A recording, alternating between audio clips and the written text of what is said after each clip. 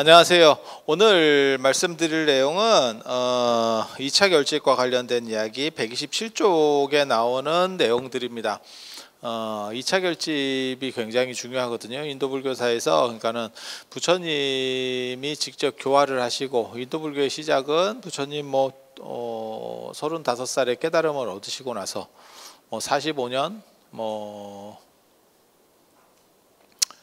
또 다른 전승에는 49년 동안 법문을 설하시고 아무튼 80세까지 돌아가시고 나서 한 100년 정도 있다가 2차 결집이 이루어지는 거거든요. 돌아가신 직후에 이루어지는 게 1차 결집. 결집은 합송, 그러니까는 합송을 통해 가지고 내용을 정리하는 거죠. 지금도 그런 행동들은 합니다. 그러니까는 큰 스님 돌아가시고 나면 문집을 만든다는 둥 이렇게 하는 거. 그리고 동아시아에도 그런 전통이 있죠. 그래서 공자가 돌아가셨을 때 제자들이 서로 우리 선생님에 대해서 얘기를 하고 이렇게 해서 그렇게 해서 논의해서 지은 책이라고 해서 나온 게 논어. 제자들이 이렇게. 그리고 이제 거기서 이제 누가 센지는 분량이라든지 칭호를 통해서 알 수 있고, 제자라고 해서 다 똑같은 레벨이 아니거든요. 지금도 마찬가지예요. 큰 제자들이 있고, 그러니까 능력 있는 제자가 있고, 딱 두 그룹이 제일 세죠. 큰 제자는 앞쪽, 번호표 앞쪽 제자가 돼서 일찍 제자가 되신 분들. 그런데 그런 분들은 이제 대부분 스승이 돌아가실 때쯤 되면, 특히 이제 스승이 공자도 그렇고 부처님도 그렇고 오래 사시잖아요. 이렇게 되다 보면 일찍 제자가 되신 분들도 연세가 많죠. 그래서 그쪽에서 이제 조금 밀리게 되는 경우도 있고 상황에 따라서는, 아니면 스승이 좀 일찍 돌아가시게 되면 이제 그 앞쪽 번호들이 좀 유리하고, 그리고 그 외에도 제자가 많다 보면 능력자들이 있는 거죠. 잘 나가는, 소위 잘 나가는 사람들, 그렇게 해서 그런 구조가 만들어진다고 보시면 되고, 마하가섭도 그렇게 빠른 제자가 아닙니다.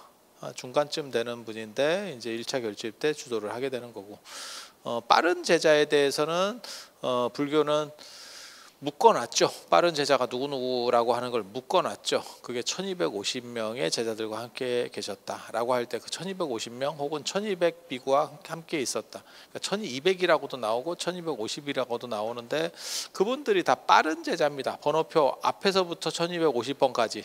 그래서 사람들이 누구냐면 야사와 50인, 야사와 바라나시에서 부처님께서 오비구를 교화하시고 난 뒤에 교화하는 대상이 야사와 50인, 원래는 55인이고 오비구까지 쳐서 60명이 됐을 때 전도선언을 하는데 그냥 50인으로 이렇게 퉁쳐버리는 경우들이 많고, 그 다음에 이제 200명 혹은 250명이라고도 나오는 경우가 있고, 또 어떤 데는 500명으로 나오는 데도 있어요. 그 사리불 목건연과 그 제자들, 사리불 목건연을 따르던 분들이 나중에 불교로 전향하거든요.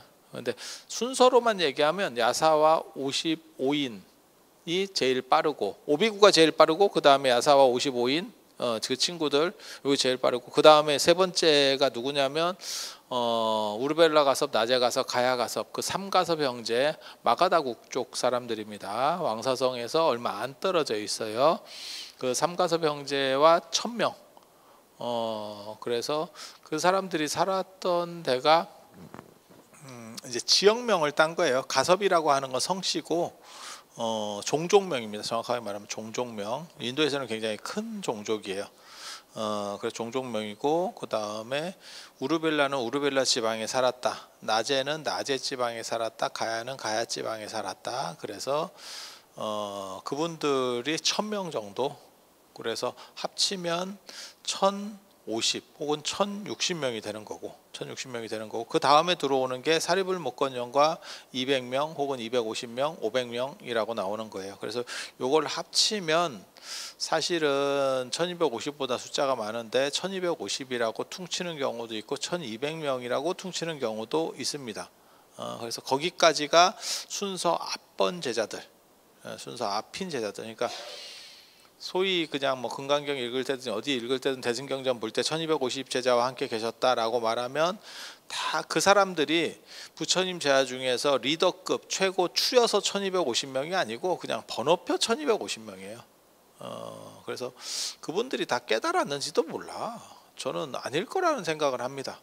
설마 뭐 앞쪽에 있다 그래서 뭐 다 잘 될 수가 있나? 사람이 성향 나름인데. 그래서 그냥 번호표 순이고 10대 제자는 잘 나가는 사람 순입니다.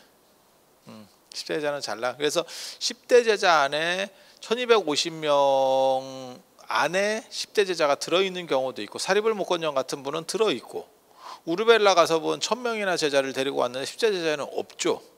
우르벨라 가섭은 들어있지 않죠. 그거는 우르벨라 가섭이 부처님보다 연세가 많은 분이었기 때문에 아마 교단이 제대로 확립되기 전에 돌아가셨기 때문에 그럴 걸로 추정을 합니다. 일찍 돌아가시면 아무래도 뭐 자취를 남기기가 어렵거든요. 10대 제자들은 대부분 다 어떤 학파를 만들었던, 불교 안에서의 학파를 만들었던 그런 사람이라고 이해해도 큰 문제까지는 없습니다. 큰 문제까지는, 당대에는 자기가 크게 못 만들었어도 자기 밑에 사람들이 커지면, 그러니까 아반티를 교화했었던 부르나 같은 사람은 당시에 순교자거든요. 맞아 죽었습니다. 정확하게 말하면 맞아 죽었어요. 그런데도 불구하고 10대 제자로 들어가는 건 나중에 아반티 쪽 서방 교단이 커져요. 그러니까 서방 교단의 시작점에 있었던 분이었기 때문에 이제 10대 제자로 들어가는 것 같고, 그러니까 뭘 생각하시면 되냐면 기독교 생각하면 되죠. 뭐 예수 당대에는 별 볼 일이 없었는데 나중에 커지니까 예수가 떡상하는 거죠. 그렇게. 우리도 그런 거 있잖아. 뭐 저 조선에도 있잖아. 조광조 당대에는 그냥 약사발 맞고 보약 먹고 돌아가셨는데 나중에는 그 제자들이 쫙 커지니까 그러니까 뭐 이렇게 쫙 올라가잖아. 아니 그렇잖아요. 그래서 그런 부분들이 존재하는 거죠. 그래서 자기가 잘나서 잘 되는 사람도 있고, 밑에가 커져서 막 기업에도 있네.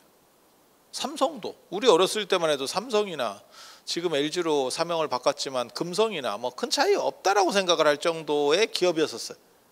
그렇지 않나요? 근데 삼성은 이건희 회장님이 반도체 쪽으로 해서 막 미친 듯이 뭔가를 해가지고 지금은 삼성하고 LG하고 이게 우리가 어렸을 때 생각 때문에 자꾸 쓸데없는 생각을 하는 거지, 기업 가치나 기업 규모로 봤을 때는 이거는 LG는 삼성에 비하면 거의 학고방이죠. 그렇지 않아요? 그 정도 차이가 나버린 거잖아요. 그러니까 밑에 사람이 이제 두 번째가 얼마나 잘하느냐. 물론 창업주는 다 대단하신 분이지. 맨바닥에서 창업을 하셨는데 그게 보통 분들이겠어요. 대기업 하나를, 중소기업 하나 이끌어가는 것도 쉽지 않은데, 중소기업을 중견기업으로 끌고 가는 것도 쉽지 않은데, 아유 대기업을 당대에 만드신 분들은 다 훌륭하신 분들이죠. 그런데 그 이제 후세가 어떻게 하느냐에 따라서 달린 거죠. 그래서 뭐 쪼그라질 수도 있는 거고 더 커질 수도 있는 거고 뭐 그렇게 되는 거죠. 그래서 후세 덕을 보고 앞에가 끌어올려지는 경우도 있고, 당신이 워낙 잘나서 끝내는 경우도 있고, 그런데 안타깝게도 당신이 잘나셨더라도 너무 일찍 돌아가시면 빛을 보기 힘든 구조들이 있고, 뭐 그런 거죠. 그래서 10대 제자는 잘 나가시는 분들을 중심으로 묶은 거고, 1250 제자는 번호순으로 묶은 거고, 그리고 그 번호순에서도 그 잘 나가시는 분이 들어가는 경우가 있고, 마하가섭은 1250 제자에 없죠. 그 얘기는 뭐냐면 초기 제자는 아니구나 라는 생각을 해볼 수가 있는 대목이죠. 그리고 이제 신통이 뛰어난 사람으로서 묶는 경우는 16난이 있죠. 16난. 16난. 그래서 이게 범주들이, 묶는 범주들이 좀씩 달라요. 그리고 흥미롭게도 16난에는 그건 왜 그러는지 저도 잘 모르겠어. 목건년이 안 들어갑니다. 목건년이. 그래서 저는 무슨 생각을 하냐면 목건년이 신통제일 목건년인데 신통으로 뽑은 16명에는 못 들어가요. 희한하지 않아? 아무 생각이 없구나. 보면 아무 생각이 없구나. 근데 그거는 16난의 필수 조건 중에 하나가 뭐냐면 안 죽어야 돼요. 그래서 저는 목건년은 돌아가셨기 때문에 아마도 그 기준점에서 탈락한 게 아닌가라는 생각을 하고 있습니다. 그래서 16난 법주기 같은 그런 데 보면 이분들이 다 안 죽고 있는 거죠. 그러니까 죽음을 넘어설 정도로 자기가 명상을 해서 죽음을 내가 삶을 늘려갈 수 있는 그런 정도 능력이 있는 사람들인데, 목건녀는 죽은 게 분명하게 기록이 되어 있거든요. 그래서 신통으로서는 합격점을 받았지만 아마 죽었다는 부분 때문에, 열반했다라고 하는 부분 때문에 탈락된 것 같다. 그 범주 묶는 데 있어서는. 그러니까 이렇게 묶을 수도 있고 이렇게 묶을 수도 있고 이렇게 묶을 수도 있잖아요. 예. 우리도 뭐 그런 거 아니에요. 대기업을 묶는데 전자로다가 묶을 수도 있는 거고, 뭐 안 그러면 뭐 여러 가지 범주로 뭐 묶는 게 가능하잖아요. 그죠? 그래서 거기에 동시에 걸리는 회사들도 있는 거고, 그렇게 되는 거죠. 그래서 사립을 못 건년 정도가 최고급인가 보다 라고 생각을 할 수가 있고, 세 군데 다 걸리는 분은 없습니다. 세 군데 다 걸리는 분은 없습니다. 사립을 못 건년만 초기 제자 1250 제자하고 저기까지 걸리는 거예요. 10대 제자에 걸리는 거예요. 성립 시기는 1250 제자가, 그것도 성립 시기가 상당히 빠른 걸로 제가 보기에는 가장 이른 시기에 성립된 것 같고, 그리고 16난이 그 다음에 성립되는 것 같아요. 10대 제자가 제일 느립니다. 10대 제자는 기원 전후쯤에 십진법이 유행하면서 성립되는 거예요. 십진법 체계가 유행하지 않으면 10대 제자라는 개념은 인도에 존재할 수 없습니다.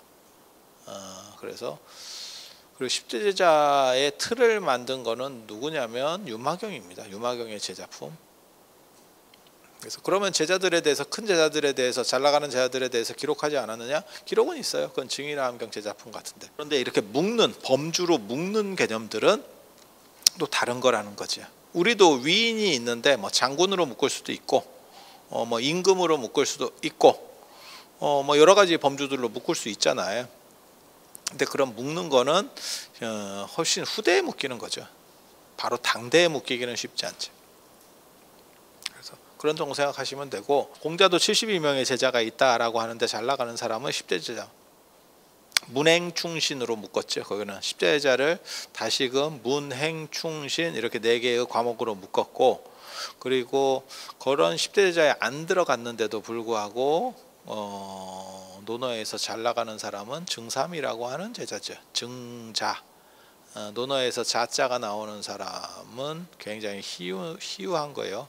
유자, 증자, 안자 이런 정도. 그러니까는 안회는 수제자이기 때문에 들어갔고, 그런데 안회는 영향력이 생각보다는 적었어요. 이유는 일찍 죽었기 때문에.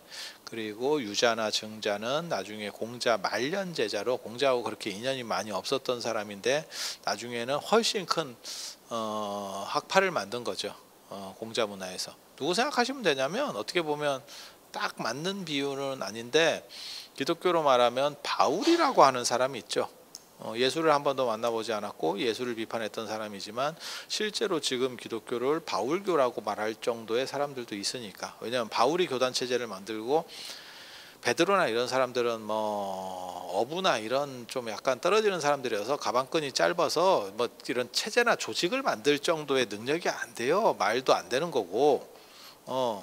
물론 뭐 가방끈이 길다고 말을 잘하느냐, 그건 아니지만 기본적으로 본 가다라는 게 있잖아. 그러니까 말도 잘해야 되고, 그 다음에 이게 말보다 더 중요한 게 사실은 조직 관리거든요.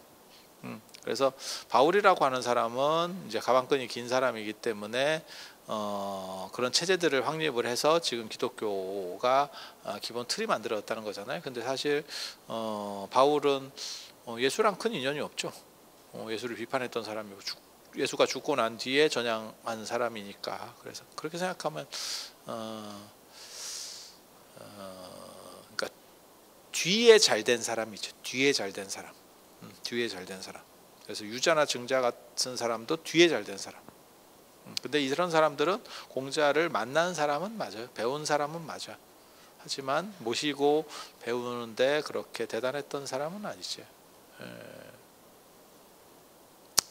제일 이제 공자의 충성스러운 제자들은, 공자가 55세에서 67세까지 천하를 주유할 때, 떠돌 때 굉장히 힘들었거든요. 그걸 함께한 사람이 최고급입니다. 그게 최고급입니다. 그런 정도 생각을 하시면 되고, 한 100년 정도 지나면 무슨 일이 벌어지느냐, 요 2차 결집 직전까지를 초기 불교라고 합니다. 초기 불교, 근본 불교, 원시 불교, 예전에는 막 섞어 썼었어요. 그런데 이제 원시 불교 이런 표현이 약간 이제 좀 떨어진다고 생각을 해서, 원시 시대 뭐 이런 것처럼 좀 모질르다 이런 느낌이 있다고 생각을 해서 초기 불교라는 용어를 지금은 사용하고 있고, 그리고 한 이때부터는 이제 소승불교, 대승불교권에서는 요 2차 결집부터 소승불교가 시작이 되는 겁니다. 그리고 소승불교를 다른 말로 하면 부파불교입니다. 부파불교, 부파불교. 그러니까 학파로 나뉘어진 불교.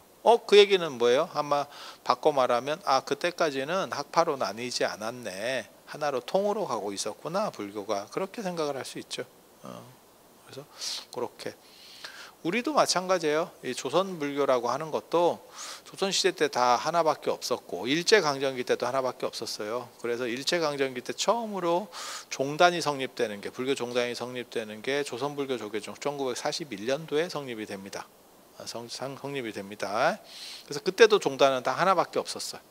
그런데 해방 후에 이승만 박사가 뭐 하와이에서 뜬금없이 독립운동을 하다가 와가지고, 하와이에서 도대체 뭔 독립운동을 했는지는 잘 모르겠는데, 내가 이런 말 하면, 야, 이승만을 요즘도 빠는 사람이 있더라고요. 나 깜짝 놀랐는데, 몰라, 박정희 대통령이나 뭐 안 그러면 뭐 그런 분들 생각하시는 분들은 제가 많이 봤어도, 야, 이승만 대통령을 빠는 사람이 있는 거는 굉장히 특이한데, 굉장히 목고풍인가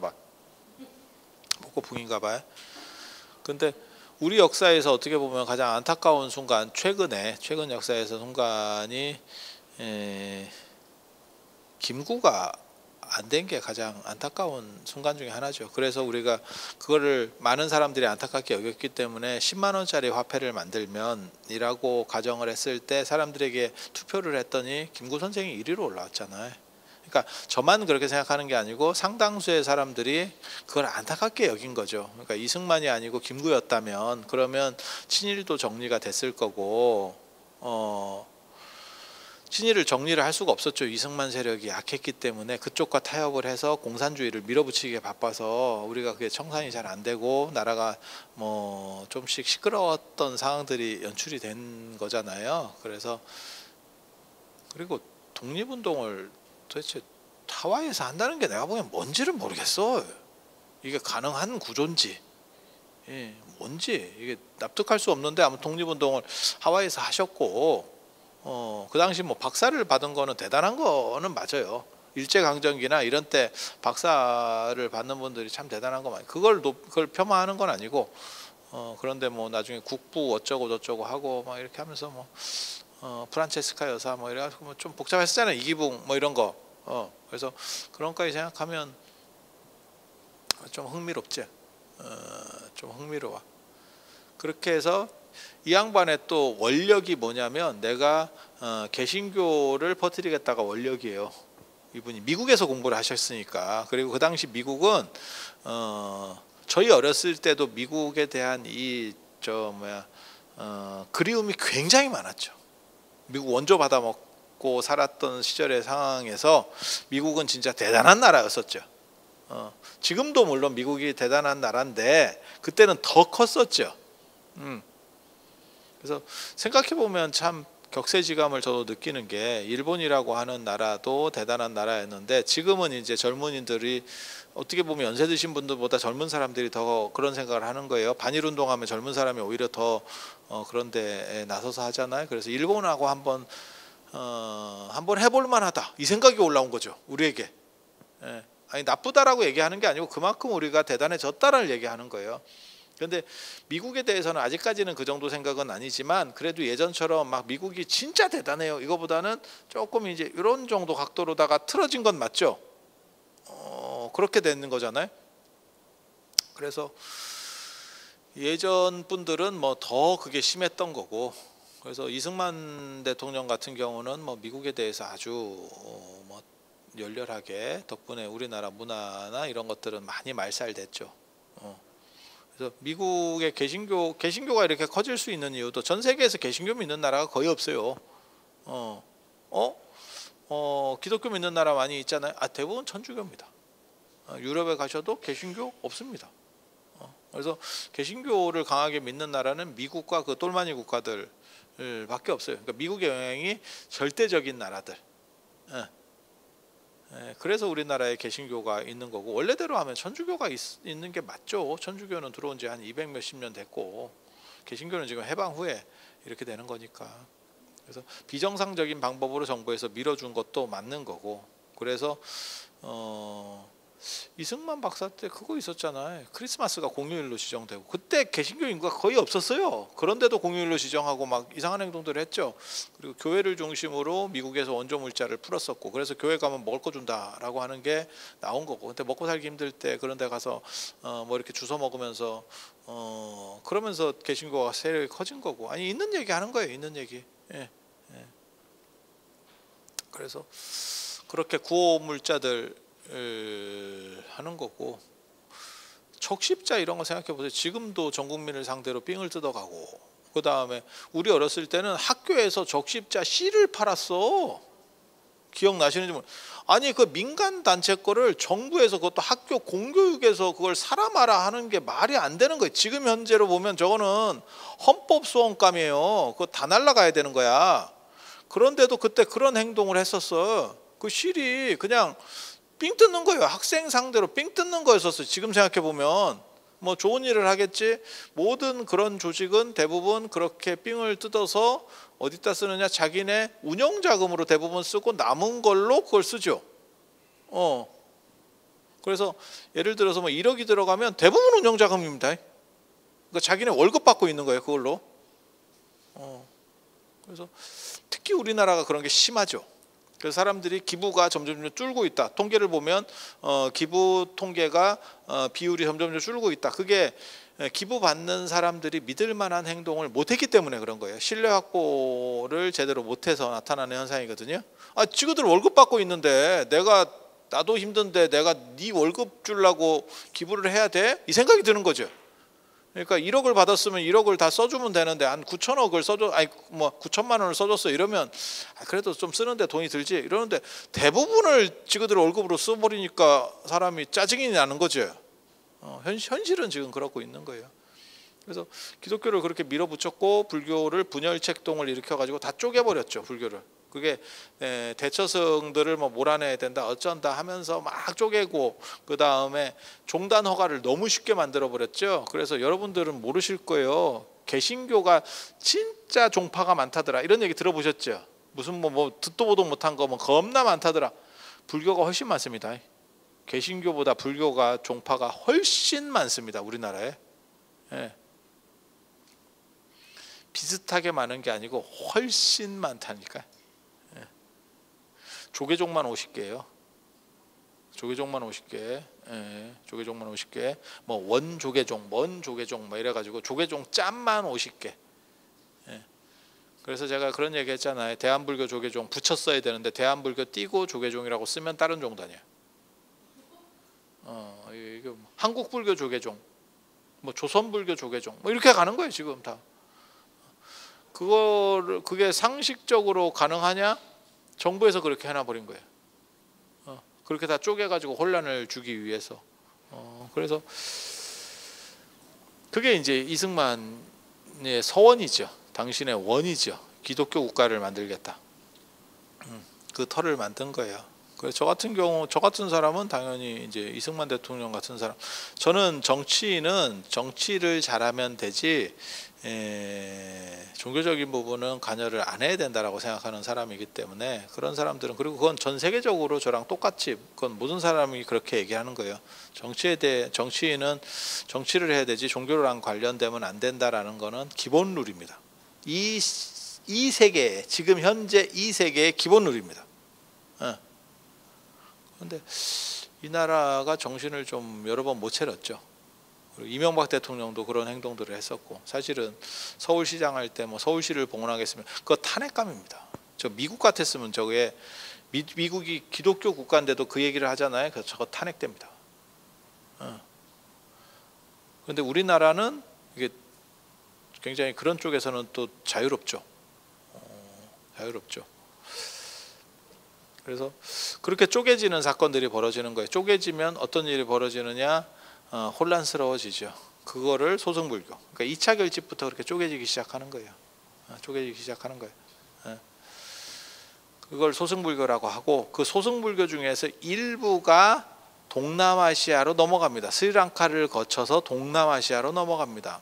스리랑카는 인도로 얘기하면 인도랑 비슷한 거 아닙니까? 이렇게 생각하시는 분들이 있는데, 인도 입장에서 스리랑카는 우리나라 입장에서는, 한반도 입장에서는 어디라고 생각하시면 되냐면 대마도 생각하시면 됩니다. 대마도 뭔 뜻인지 아세요? 우리랑 가까이 붙어 있어.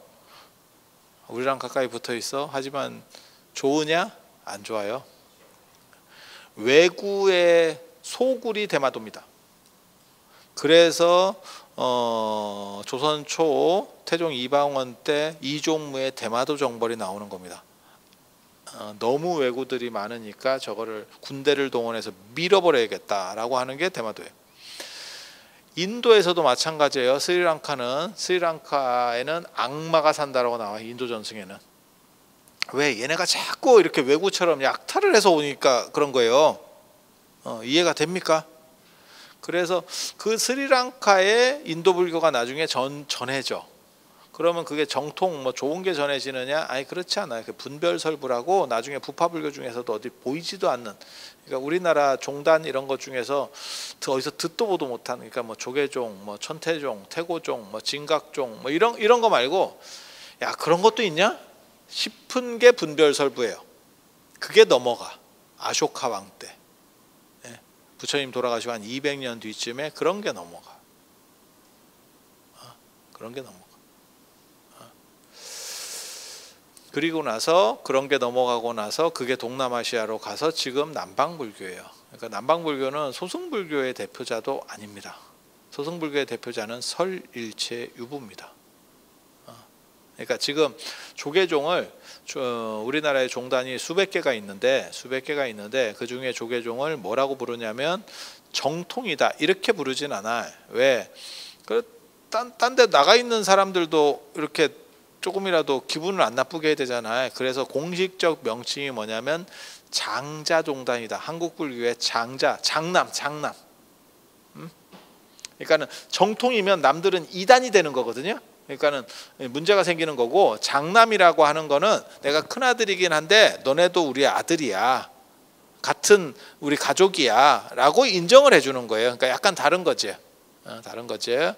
그래서 부파불교, 그러니까 소승불교에서 장자에 해당하는 거는 설일체유부입니다. 그리고 약간 듣보잡과 저런 종단도 있구나, 참 말은 못하는데 아하 저런 것도 있구나라고 하는 정도, 그게 분별설부예요. 그런데 그게 동남아시아로 가서 대박을 난 거지. 그건 이제 운입니다. 운. 어떻게 보면 우리나라에도 그런 거 있죠. 음식 중에도 팔도 도시락이 러시아에서 더럽게 많이 팔리면서 팔도 매출이 엄청나게 올라갔다 들어보셨죠? 그런데 막상 우리는 먹냐? 있는 거는 알아. 먹냐?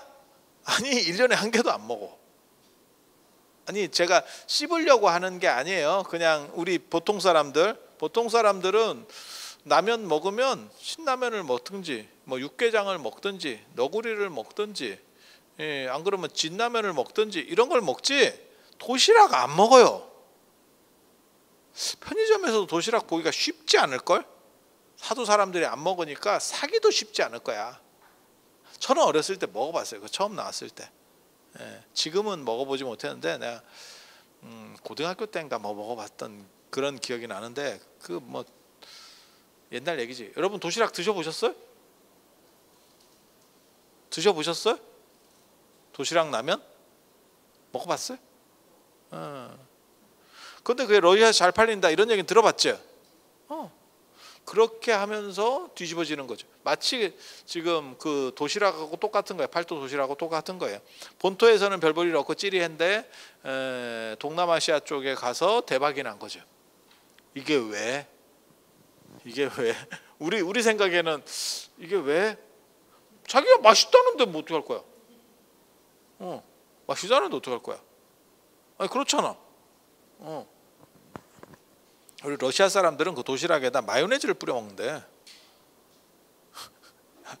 그래서 저도 나중에 기회 되면 내가 한번 해봐야겠다 이런 생각을 했는데 우리가 이제 마요네즈가 없어요. 놀랍게도. 아니 이게 가정집이 아니잖아. 그렇다고 무슨 공양간에 가서 뭐 마요네즈를 내가 달라할 거야 뭐 할 거야 뭐 어떻게 할 수도 없잖아. 그래서 그리고 도시락 구하지도 못하겠고 그냥 그 TV를 보고 그런 내용을 보고 저렇게 한번 뿌려 먹어보면 무슨 맛일까? 먹고 싶은 맛은 아니야. 그냥 궁금해. 여러분은 컵라면에다가 마요네즈를 뿌려 먹고 싶어? 나 케첩은 뿌려 먹어봤는데 마요네즈는 내가 어렸을 때 제가 라면을 진짜 많이 먹는 사람이거든요. 제가 외국 나가면 라면으로 계속 먹는 저건 저랑 가보면 알아. 제가 성지순례 가보면 얼마나 라면을 많이 먹는지. 근데 케첩은 내가 막 뿌려 먹어봤어도 마요네즈는 내가 단 한 번도 생각을 해본 적이 없어. 그거는 딱 하면 느끼할 것 같은 막 이런 겁나 이렇게 약간 이건가 이런 생각. 마치 라면에서 까르보나라 그 느낌이 날 것 같은 막 이런 느낌.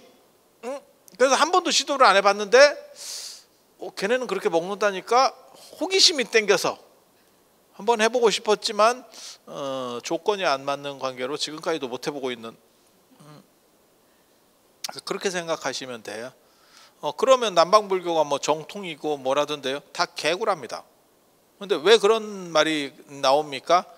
본토가 밀렸잖아. 이게 지금 본토가 밀렸잖아.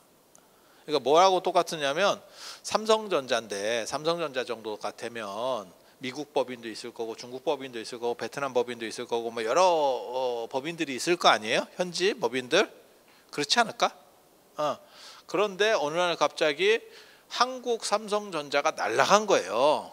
부도가 나가지고 완전히 뭐 끝장이 났어. 물론 그런 일은 없겠지만 그랬더니 뭐라고 얘기하는 거냐면 베트남이 예를 들어서 실적이 좋아 그러면 베트남이 우리가 정통 아니요? 우리가 한국 삼성전자를 계승한 거는 베트남 아니요? 여러분이 듣기에는 어때요? 그렇게 얘기했다면 지금 우리 입장에서는 이쪽에 무슨 말 같지도 않은 거야 라고 하지만 그게 현실로 이루어진 게 저 남방불교에서 내가 상자부요. 상자는 종갓집이라는 뜻이에요. 종갓집이라는 뜻이에요. 종갓집의 종손이라는 뜻이에요. 그게 웃기지도 않지. 이게 뭔 쌉소리인가 싶지.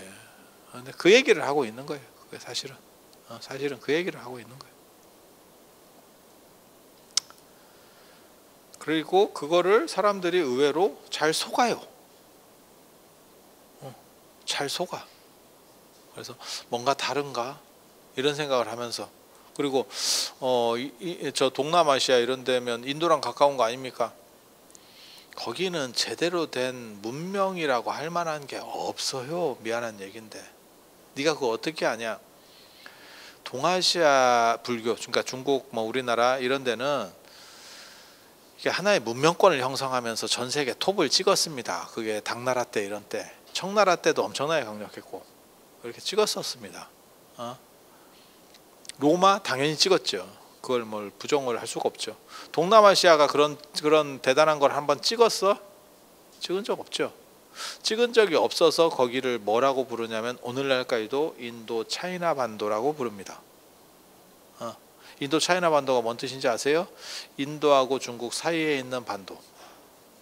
거기가 뭔가 자기 거를 크게 만들었으면 독립된다니까. 이거는 그냥 이쪽과 저쪽의 샌드위치로 찢기다시예요. 인도와 중국의 찢기다시예요 라는 정도 뜻이에요.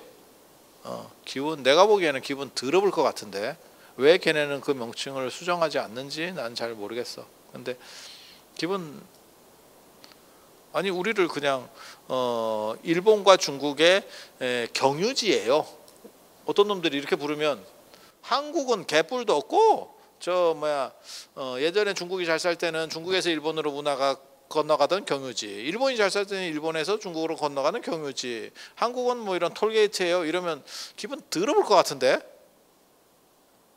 근데 걔네는 명칭 자체가 그런 거라니까. 인도 차이나 반도 그렇게 가는 거예요. 그래서 그런 정도 이해를 하시면 되고, 2차 결집이 어떤 식으로 문제가 벌어지냐면 부처님께서 교화하시던 지역은 이 양반들 특이하네. 지금 한 페이지도 안 했는데 뭘 넘겨 책을. 계속 127페이지야. 계속 127페이지에. 그런데 그 부처님께서 교화하신 지역은 중간, 인도 중간쯤에서 동쪽 지역입니다. 동쪽 지역. 칠판이 없어서 그러는데 동쪽 지역이에요. 그런데 가전연하고 부르나하고 가전연하고 그 다음에 나중에 아난이 서쪽을 교화를 해요. 아난이 서쪽을 교화해요. 그것 때문에 나중에 한 100년 정도 지나니까 서쪽 교단이 굉장히 커지는 거예요. 뭐 생각하시면 되냐면 원래 한양은 강북이에요. 사대문 안. 저희 어렸을 때만 하더라도, 제가 서울 사람인데도 뭐가 있었냐면 그때는 그 얘기가 있었어요. 지금은 그 얘기가 싹 들어갔는데 사대문 안의 사람이 서울 사람이다라는 얘기가 있었어요. 그걸 차별했다니까. 사대문 안쪽이 정상적인 서울 사람이고 사대문 밖에 사는 놈은 약간 떨어지는 놈들이야 라는 인식이 있었어요. 예? 그런데 박정희 대통령 때부터 시작해서 86 아시안게임, 88 올림픽을 지나면서 강남이 이렇게 올라갔죠. 맞죠? 그리고 지금 강북과 강남이 비교가 안 되죠. 아니 맞잖아요. 건물도 그렇고 건물 크기도 그렇고 도로 뚫어놓은 것도 그렇고 그냥 강남이 훨씬 좋죠. 그래서 싸이 선생께서도 강남 스타일을 말씀하셨던 거 아니요? 예전에. 예. 실제로 그거 있었잖아요. 강북의 세븐, 강남의 비, 뭐 이런 얘기도 있었고. 그래서 강남이라고 하는 게 먹어주는 거죠 지금은. 그렇게 인도 불교에도 그런 비슷한 현상이 일어난 거예요. 그래서 원래는 동방교단이 훨씬 더 강력한 건데 나중에는 서방교단이 이제 대가리가 큰 거죠. 그래서 우리도 뭔가 할 수 있는데 이제 이러면서 점점 커오는 거예요. 그리고 100년이라고 하는 게 굉장히 중요한 게, 부처님도 돌아가시고 100년이 지나면 부처님을 직접 눈으로 보고 배운 사람은 존재하지 않습니다. 돌아가시고 100년이니까, 태어나시고 100년이 아니고 돌아가시고 100년이니까. 지금도 아마 지금은 오래 사시는 분은 뭐 조금 어떻게 될지는 모르겠지만 쉽지 않죠. 그래서 100년 정도 지나면 부처님이 행동하신 것, 말씀하신 거에 대해서 시대적으로 약간 변화하니까 그거를 어떻게 할 것인가에 대한 재규정 논의가 펼쳐지기 시작해요. 그때 살아계신 분들, 부처님을 직접 본 그런 분들이 계시면, 내가 부처님께 이렇게 들었는데 하면 그 권위를 도전할 수가 없어요. 제 아무리 머리가 좋고 뭐 딴 얘기를 해도 도전할 수가 없어. 부처님을 봤다는 그 권위. 예. 그런데 다 돌아가시고 나면 이제 어떻게 되느냐? 머리 좋은 사람들이 이기기 시작합니다. 세상이 바뀌는 거죠. 세상이 바뀌는 거죠. 그래서 서방교단과 동방교단이 이제 충돌하기 시작하는 거고, 이때 논점들이 있었다는 거죠. 서방교단에서 야사라는 사람이 있어요. 야사라는 스님이 있는데 동쪽으로 구경을 갔대. 130쪽에 나오는 얘기입니다. 동방교단이 오리지널하다면서, 그러니까 강남이 잘 나가기 시작하는데 지금같이 강남하고 강북하고 떡 이렇게 차이가 난 게 아니에요. 강남이 강북과 맞먹을 정도까지 힘이 올라간 거예요. 그래서 그래도 본토에 가서 한번 봐야 될 거 아니야. 그리고 동방교단으로 와야 될 필연성이 있어요. 그거는 부처님의 사리탑은 전부 동방교단에 있었거든. 예. 그러니까 무슨 얘기냐면 아무리 지차가 잘 나가서 미국에서 내 후손이 잘했어도 조상 무덤은 전부 한국에 있는 거죠. 이해가 되시죠? 그럼 뭐 미국에 있을 수는 없잖아. 그러다 보니까 성지순례 같은 걸 오게 되는 거죠. 부처님 뭐 스님이라면 부처님 사리탑에 한번 참배할까? 이런 생각 해보는 건 가능한 얘기 아니에요? 그래서 왔더니 동방교단에서 약간의 꼼수를 쓰고 있더래. 그게 정법이라고 하는 겁니다. 정법. 그러니까 뭐냐면 정법이 뭐냐면 깨끗할 정자를 쓰는데 편법이에요. 편법. 그렇게 하면 하라는 룰은 없는데 하지 말라는 룰도 없어. 하지 말라는 룰도 없어. 그래서 약간 유도리 있게 할 수 있을 것 같아. 참 애매하다. 참 애매하다. 그거를 관습으로 용인한대. 그래서 뭐 예를 들면 그런 거예요. 스님들은 물건을 그 음식이나 이런 거를 저축해서 이렇게 가지고 다니면 안 돼. 가지고 다니면서 중간중간에 계속 먹으면 야 그럼 탁발의 의미가 뭐냐 이렇게 나오니까 그랬는데 이 동방교단에 오니까 자기는 그렇게 배웠는데 아무것도 가지고 다니지 마라. 음식은 가지고 소유 불가다. 이렇게 배웠는데 동방에 오니까 소금을 가지고 다니더래. 소금을. 그거를 소금을 그냥 가지고 다니면 물이 돼 버리니까 인도는 습기가 많으니까 이게 물이 되잖아요. 소금이 예전에 우리 김장하려고 이렇게 해놓으면 물 쭉쭉 떨어지고 뭐 이런 거 있잖아요. 그 습기를 빨거든요. 소금이 아시죠? 그렇게 해서 물이 되니까 소뿔 같은 데다가 이렇게 넣어가지고 마개를 해서 소금을 가지고 다니더래. 뽀송뽀송하게 해서. 그러면서 뭐라고 얘기하냐면 야 날이 더운데 영상 40도 50도까지 올라가는데 소금은 먹어야 되는 거 아니냐 이렇게 얘기하더래. 탈수 걸려서 죽을까? 소금이 부족하면 사람이 쓰러지거든. 물하고 소금 부족하면 아니 맞잖아. 그러니까 그건 갖고 다녀야지. 그런가? 이렇게 생각했다는 거예요. 말이 되잖아. 실제로 부처님이 뭐라고 말씀하시면 음식은 가지고 다니면 안 되는데 약은 가지고 다녀도 된다라고 얘기했거든. 예.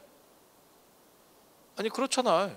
약은 지병이 있는데 약은 먹게 해줘야지. 어떤 상황에서도. 그러니까 소금을 약으로 보면 안 돼?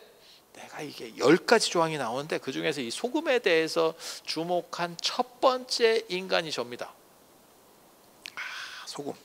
소금이 이게 진귀하거든. 그렇게 말을 하면 약같이 보여. 소금은 생명 유지의 필수 조건이기 때문에 맞아. 그런데 한 번만 더 생각을 하면 그 당시 소금은 돈의 역할을 합니다. 조선시대 때까지만 해도 소금, 그 다음에 배, 천 이런 건 다 돈이에요. 돈하고 그냥 바뀌는 막바로 바꾸는 물건들이라니까. 예. 그리고 우리나라는 삼면이 바다기 때문에 소금이 상대적으로 덜 귀했고 삼면이 바다다 보니까 그냥 뭐 바닷물을 계속 증발시키고 불에다가 불 때 가지고 그 자염이라고 하는 거거든요. 물에다가 솥에 넣고 삶아버려요. 끓여 수분을 증발시키면 소금을 긁어내는 거예요. 그런 방식으로 그걸 자염이라고 하는 거고 그게 원래 전통적으로 소금을 우리가 얻는 방식이에요. 지금 여러분이 아시는 그 천일염 있잖아요. 장판 같은 거 깔아놓고 밑에다가 이렇게 해가지고 물 이렇게 쭉 들어왔다가 그거 이렇게 말려가지고 쭉 당기는 거. 천사의 섬이라고 들어보셨어요? 천사의 섬, 신안. 그래서 누가 그걸 천사의 섬이라고 하니까 염전 노예의 섬이지 그게 천사의 섬이냐? 이렇게 신안이 그 염전 노예로 아주 유명하거든. 지금도 약간 이렇게 좀 힘드신 분들 잡아다가 막 염전 노예 시키고 그게 천사냐? 이렇게 그 아시죠? 염전 뭔지? 일제 강점기 때 들어온 겁니다. 그거 우리나라 전통 아닙니다. 그래서 자염이 불순물을 증발시키는 과정에서 태워버려요. 그래서 자염이 더 좋은 소금이에요. 끓일 자자를 써서 자염이라고 합니다. 자주색 소금이라는 뜻이 아니고 물을 넣고 끓인다 그래서. 그리고 자염을 안 하는 이유는 뭐냐면 일제강점기 때 자염을 하지 말라고 했었던 이유는 뭐냐면 자염은 땔감 소모가 무진장 많아. 그냥 생각을 해봐. 가마솥에 소금물 저 바닷물 넣고 끓이잖아. 언제까지? 증발할 때까지. 계속 그걸 반복한다고 생각해봐. 산 하나 미는 거 금방이다. 그리고 우리는 최근 들어서야 나무를 심는다는 개념이 있었지, 그때는 그냥 알아서 나무가 자연 번식으로 늘어나는 거였었어요. 그러니까 다 민둥산 되고 절단이 나는 거지. 그래서 너무 그렇게 해서 소모가 많으니까 일본이 저 방식을 가르쳐 준 거예요. 지금 천일염 방식을 가르쳐 준 거야. 그렇게 해서 우리는 그래도 뭐 자염이 있고 뭐 이래도 삼면이 바다니까 내륙까지 그렇게 깊지가 않아. 그래서 소금값이 아주 비싸진 않았습니다. 비싼 건 맞아. 하지만 아주 비싸진 않았어. 근데 중국이나 인도처럼 바다로부터 멀잖아. 내륙은 부르는 게 값입니다. 소금은 필수품이고, 그러니까 내가 선택해서 줄일 수 없잖아. 우리가 담배를 펴, 술을 먹어. 그런 거는 돈 떨어지면 그거 안 먹으면 되지 뭐. 치킨이 2만 원으로 올랐대. 안 먹으면 되지 뭐. 영화가 15,000원 뭐 2만 원까지 올라간대. 안 보면 되지 뭐. 어때? 그렇잖아. 소금 안 먹으면 되지 뭐. 죽으면 됩니다. 죽으면 안 먹어도 됩니다. 그리고 걔네는 게다가 인도 같은 경우는 40도 55도까지 올라가니까 안 먹고 살 수 없죠. 그냥 생각해 봐도 불가하죠. 그래서 인도 내륙 쪽은 소금이 완전 화폐예요. 완전 화폐. 그것도 고액의 화폐. 그러니까 어떤 사람은 뭐라고 생각하냐면, 야, 그거 돈 아니야? 돈? 돈? 이렇게 생각하는 거예요. 또 뭐가 있냐면 탁발을 해가지고 음식물을 좀 얻었는데 맛이 더럽게 없네. 이러면 소금 뿌려 먹으면 좀 나아요. 이런 경우에는 감미료로 들어갑니다. 소금이. 뭐 밥에다가 소금 뿌려 먹는다고 뭐 대단하겠어요? 반찬 아무것도 없는 상황이라고 생각해봐. 그거라도 있는 거하고 없는 거하고 천지 차이다. 그럴 것 같지 않아요? 그래서 소금에게는 세 가지 속성이 있는 거예요. 그게 약의 속성, 화폐의 속성, 감미료의 속성. 이래서 문제가 됐다라고 최초로 얘기한 게 접니다. 그전에는 그냥 왜 소금을 금지하려고 하지? 라고 했는데 실제로는 이게 알딸딸하게 걸리는 거예요. 그래서 이걸 약으로 보면 가지고 다니는 게 가능해. 돈이나 감미료로 보면 가지고 다니면 안 돼. 그럼 가지고 다니는 사람한테 얘기하는 거야. 너 왜 가지고 다녀? 그거 돈이나 약 식품 첨가물 아니야? 야, 이렇게 얘기하면 그 사람이 약이야, 약. 약이라서 갖고 댕겨. 소금 안 먹고 죽을까? 기가 막히지. 알딸딸하지. 틀린 말은 아닌데 뭔가 꼬롬하다는 느낌이 좀 들지. 이게 정법이에요. 이게 정법. 그러니까 틀렸냐? 그거는 아닌데. 그럼 꼭 맞느냐? 그것도 아니고. 애매한. 이해가 됩니까? 그런 식이에요. 그런 식. 그래서 주스 같은 경우도 나와요. 아침에 짜놓은 주스를 오후에 마실 수 없다. 이런 조항도 나와요. 여기 10가지를 이제 걸거든.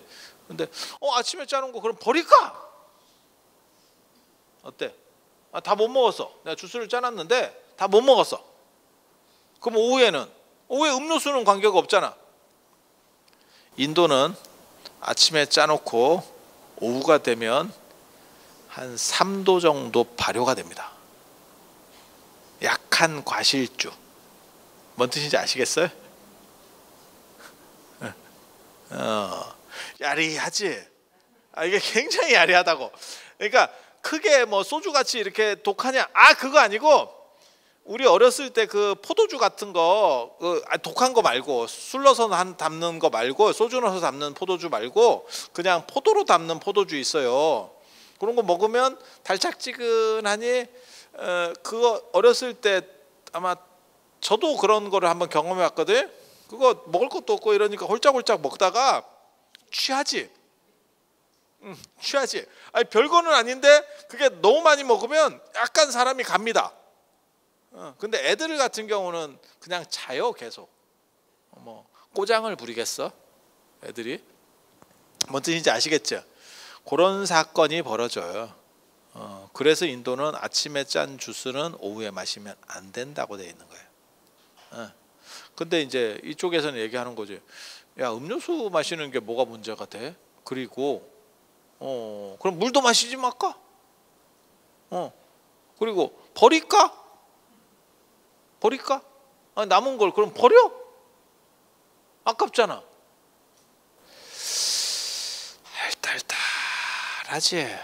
알딸딸하지. 요런 것들이에요. 요런 것들. 그리고 돈의 문제도 나와요. 이게 돈 문제 나오는 거 보고는 제가 이제 금은정이라 그래서 꼭 화폐는 아닌데 금은을 가지고 다닐 수 없다라고 하는데 이제 금은을 가지고 다녀도 된다라고 하는 그런 얘기들이 나오는데 화폐의 논점은 사실은 동아시아도 훨씬 뒤거든요. 우리나라는 뒤야. 정확하게 말하면 중국은 옛날부터 화폐가 있었고 우리나라는 훨씬 뒤에 나오는데 고려시대 때 대각국사 의천이 주전론 송나라에 가서 화폐가 유행하는 걸 보고 주전론을 펼친 게 그러니까 1100년 1200년 초에 주전론 펼친 게 우리나라 화폐 역사에서 시초입니다. 그래서 이제 화폐 얘기가 2400년 전에 나온다는 거는 무진장 빠른 거예요. 이게 지금 화폐에 대한 개념이. 그래서 금은에 대한 얘기가 이제 나오기 시작하는데 금은은 장신구이기 때문에 가질 수 없는 거 아닙니까? 근데 무슨 문제가 벌어지냐면 예를 들어서 이거 오늘날도 존재하는 문제예요. 지금 도시는 그렇지 않을지 모르는데 시골이야. 그럼 추수 때 누가 이제 추수해가지고 사람들이 부처님께 먼저 쌀을 한 가마라도 올려야겠다. 그래서 추수 때 만약 쌀이 들어왔어. 한 10가마가 들어왔어. 어떻게 처리할 거야? 사람도 별로 없는데. 아니, 사람이 많이 와서 다 먹을 수만 있으면 별 문제가 없지. 이거 어떻게 처리할까? 놔두고 먹어야 되나? 그럼 계속 약간 썩지는 않지만 약간 이렇게 쩐내가 날 건데? 어때? 이거 어떻게 처리해야 돼? 여러분 같으면 어떻게 하시겠습니까?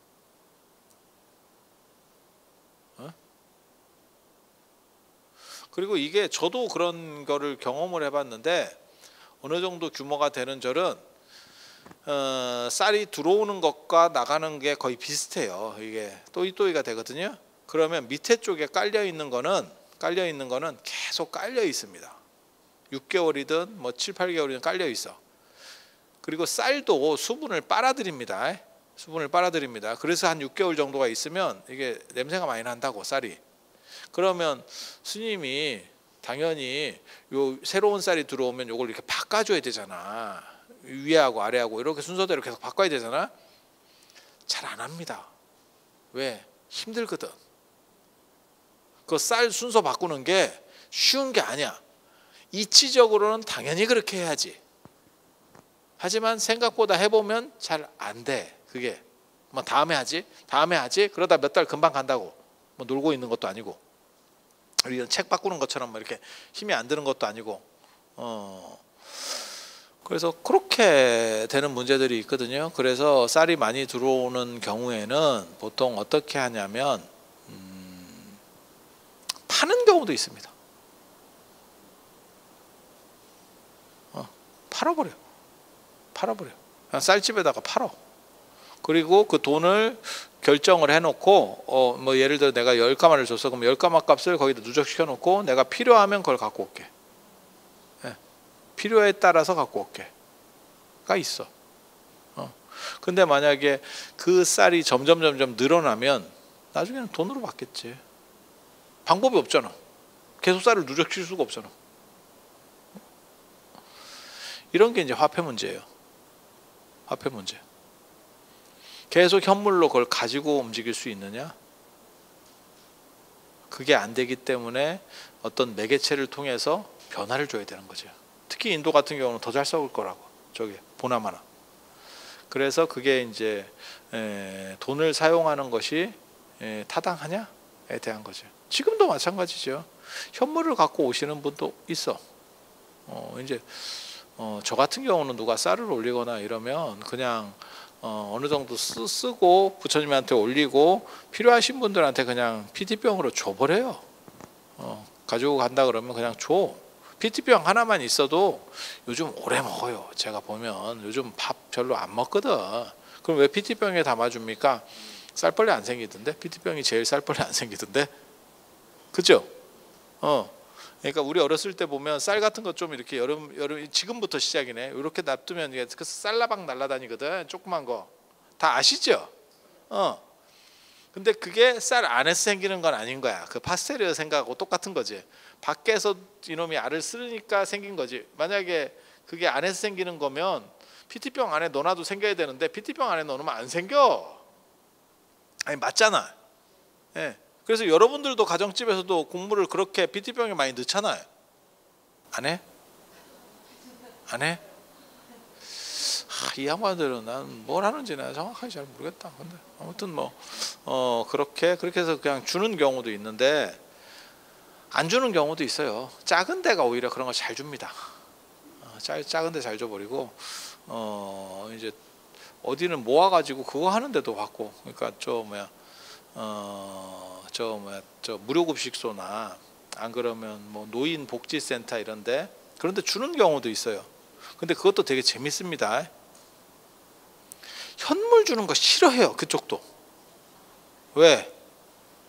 아니 쌀이라고 하는 게 여러분 아시다시피 그게 돈이 큰 돈이 아니거든. 누군가 그걸 실어 와야 되지. 들고 차에 실어야 되지. 차 운행해야 되지. 귀찮아. 그러니까 준다 그러면 엄청나게 많이 놔주면 몰라도 그거 뭐 감사하게 받을 것 같아? 차라리 그냥 1-20만 원 주는 게 자기네들도 편치. 받기도 편고. 아니 맞잖아. 지금 맞잖아. 이런 문제들 때문에 이게 화폐 논의가 나오는 거라니까. 그걸 노가다를 해가지고 게다가 얘네는 더운데 지금 보관하기도 힘들고. 그러니까 그걸 화폐로다가 대체시켜서 필요한 만큼을 쓰면 되는 게 아니냐라는 얘기를 동방교단에서는 했고 서방교단에서는 아니 원칙이 그런 게 아닌데 그런 식으로 하면 되겠습니까? 라고 이야기를 하는 거예요. 여러분은 뭐가 맞는 것 같아요? 지금 입장에서 보면 동방교단 말이 맞은 거예요. 왜? 지금 현대사회가 그렇게 됐잖아. 현대사회가 그렇게 됐잖아. 그래서 쌀을 올리는 분들 중에서도 그런 분이 있어요. 제가 쌀값을 입금할 테니까 스님이 좀 사서 대신 좀 올려주세요도 있어. 왜? 자기도 갖고 오기 힘들잖아. 20kg 한번 들고 와볼 테요? 아니 맞잖아. 그리고 자기도 어디서 사야 되고 주문해야 되고 마트에서 사면 자기는 집에 갖고 가지. 그거 내려서 차에다 또 실어야 되지. 야 이거 보통 일 아니지. 절에서 끌고 올라가야 되지. 보통 일 아니지. 20kg 올리려다가 잘못하면 올리기 전에 내가 갈 수도 있지. 내 몸을 영단에 올릴 수도 있지. 아니 현실적인 얘기를 하잖아요 지금. 그러니까 스님이 좀 올렸다가 필요한 때 써주시면 어때요? 뭐 이것도 있어. 있는 얘기예요. 그러니까 지금 생각해 보면 동방교단 말이 당연히 합리적인 거예요. 근데 그 당시에는 원칙론자들이 있었기 때문에 생각이 그래도 그런 것은 옳지 않아. 저도 그런 거 하거든요. 제가 월정사에서 금강경 봉창기도를 하고 있는데 거기다가 하루에 1,000원씩 이렇게 놓고 향을 사르고 금강경을 듣거나 뭐 봉독하거나 하세요. 제가 이렇게 얘기하는데 그 1,000원을 내가 뭐라고 얘기하냐면 신권을 알아 했더니 이게 지금 이제 신권을 구하네 못 구하네 뭐 이러저쩌고 하고 있는 거예요. 근데 어떤 사람들은 저한테 얘기를 하는 거예요. 어차피 신권으로 뭘 할 것도 아니고 결국은 너도 바꿀 거 아니냐. 언젠가는 바꿀 거 아니냐. 그런데 그거를 이체를 하든지 그냥 국권도 관계가 없는 거지. 왜 꼭 신권이어야 됩니까? 맞아. 틀린 말 아니야. 그런데 저는 뭐라고 얘기하는 거냐면 정성이 사람의 정성이라는 게 그렇지 않다. 그렇지 않다. 그럼 결혼식장도 마찬가지지. 결혼식 때 한 번 입으려고 그거 새로 한복 맞추시는 분들도 있어요. 아니 어머니나 혼주들 아니 맞잖아. 그러면 한 번 입는데 그냥 빌려 입지? 그 말도 말이 되는 거예요. 그런데 형편이 되는 분들 중에서 해 입는 분들도 많거든. 왜? 내 자식 결혼식에 한 번밖에 없는데 라는 생각이 있는 거지. 아니 안 그래? 그리고 걔네가 어디 예를 들어서 뭐 신혼여행을 갔다 왔어. 그러면 그 이불을 깔아줄 때 새 이불로 해주려고 하는 부모님도 상당히 많아. 새 이불이나 흔 이불이나 뭔 차이가 있어. 그리고 네 놈이 여기서 안 살았던 것도 아니고 뭐 아들이라고 생각해봐. 그 며느리는 모르지만 아들은 계속 같이 뭐 몇십 년을 살다가 지가 뭐 직장 나갔든지 뭐 학교 때문에 나갔든지 다 알던 사람이잖아. 설마 아들을 처음 보진 않았겠지. 그죠? 익숙한 애잖아. 그리고 지가 접던 이불이고 그게 뭔 문제야. 그래도 부모님 입장에서 새로 얘네가 결혼을 해서 지금 신혼여행을 갔다 오는데 그래도 잘 되라고 새 이불을 한번 해주고 싶은 게 부모의 마음 아닐까? 그게 크게 그러면 그걸 하면 걔네가 대박이 납니까? 아니지. 단 부모로서의 정성이지. 그런 거 아니요? 그걸 얘기하는 거야. 그 정성이 있느냐 없느냐 그 차이를 얘기하는 거예요. 그러니까 그게 똑같은 거 아닙니까? 똑같지. 그러면 1,000원이 국권은 무슨 은행에서 980원 쳐주냐? 똑같지. 하지만 부처님께 올릴 때는 남이 안 썼던 거 지저분하지 않고 깨끗한 거를 올리면 더 좋지 않겠냐라고 제가 얘기해서 지금 우리 어른들께서 큰 문제에 봉착해 있지. 이거 1,000원짜리 어떻게 구하지? 이러면서 굉장히 많은 문제들을 야기하고 있어요. 하지만 저는 제 자신도 그렇게 살아왔어요 지금까지. 그래서 부처님께 올리는 돈은 저는 정초에 준비한다니까. 정초에 준비한다니까. 그래서 저는 1년 내도록 거의 신권만 쓸 거예요. 미안한 얘기인데. 그리고 부처님께 어디 기도하러 가서 어디 성지순례나 이런 데 가서 돈 넣을 때는 아예 따로 그 복전함용 돈을 따로 만들어 놨다가 그거 빼갑니다. 쓰던 지갑에서 돈을 내지 않습니다. 그 정도 정성은 있는 겁니다. 그러면 인등이나 저런 연등 같은 거 킬 때는 어떻게 하면 그건 카드로 씁니다. 아니 저 같은 경우는 그렇게 한다니까. 그리고 만약에 예를 들어서 제가 어떤 아무개 스님을 이렇게 모셔서 초청법사로다가 모셨어. 그러면 제가 사람들한테 뭐라고 얘기하냐면 신권으로 보시금 드릴 거를 좀 바꿔다 주세요 이렇게 얘기해.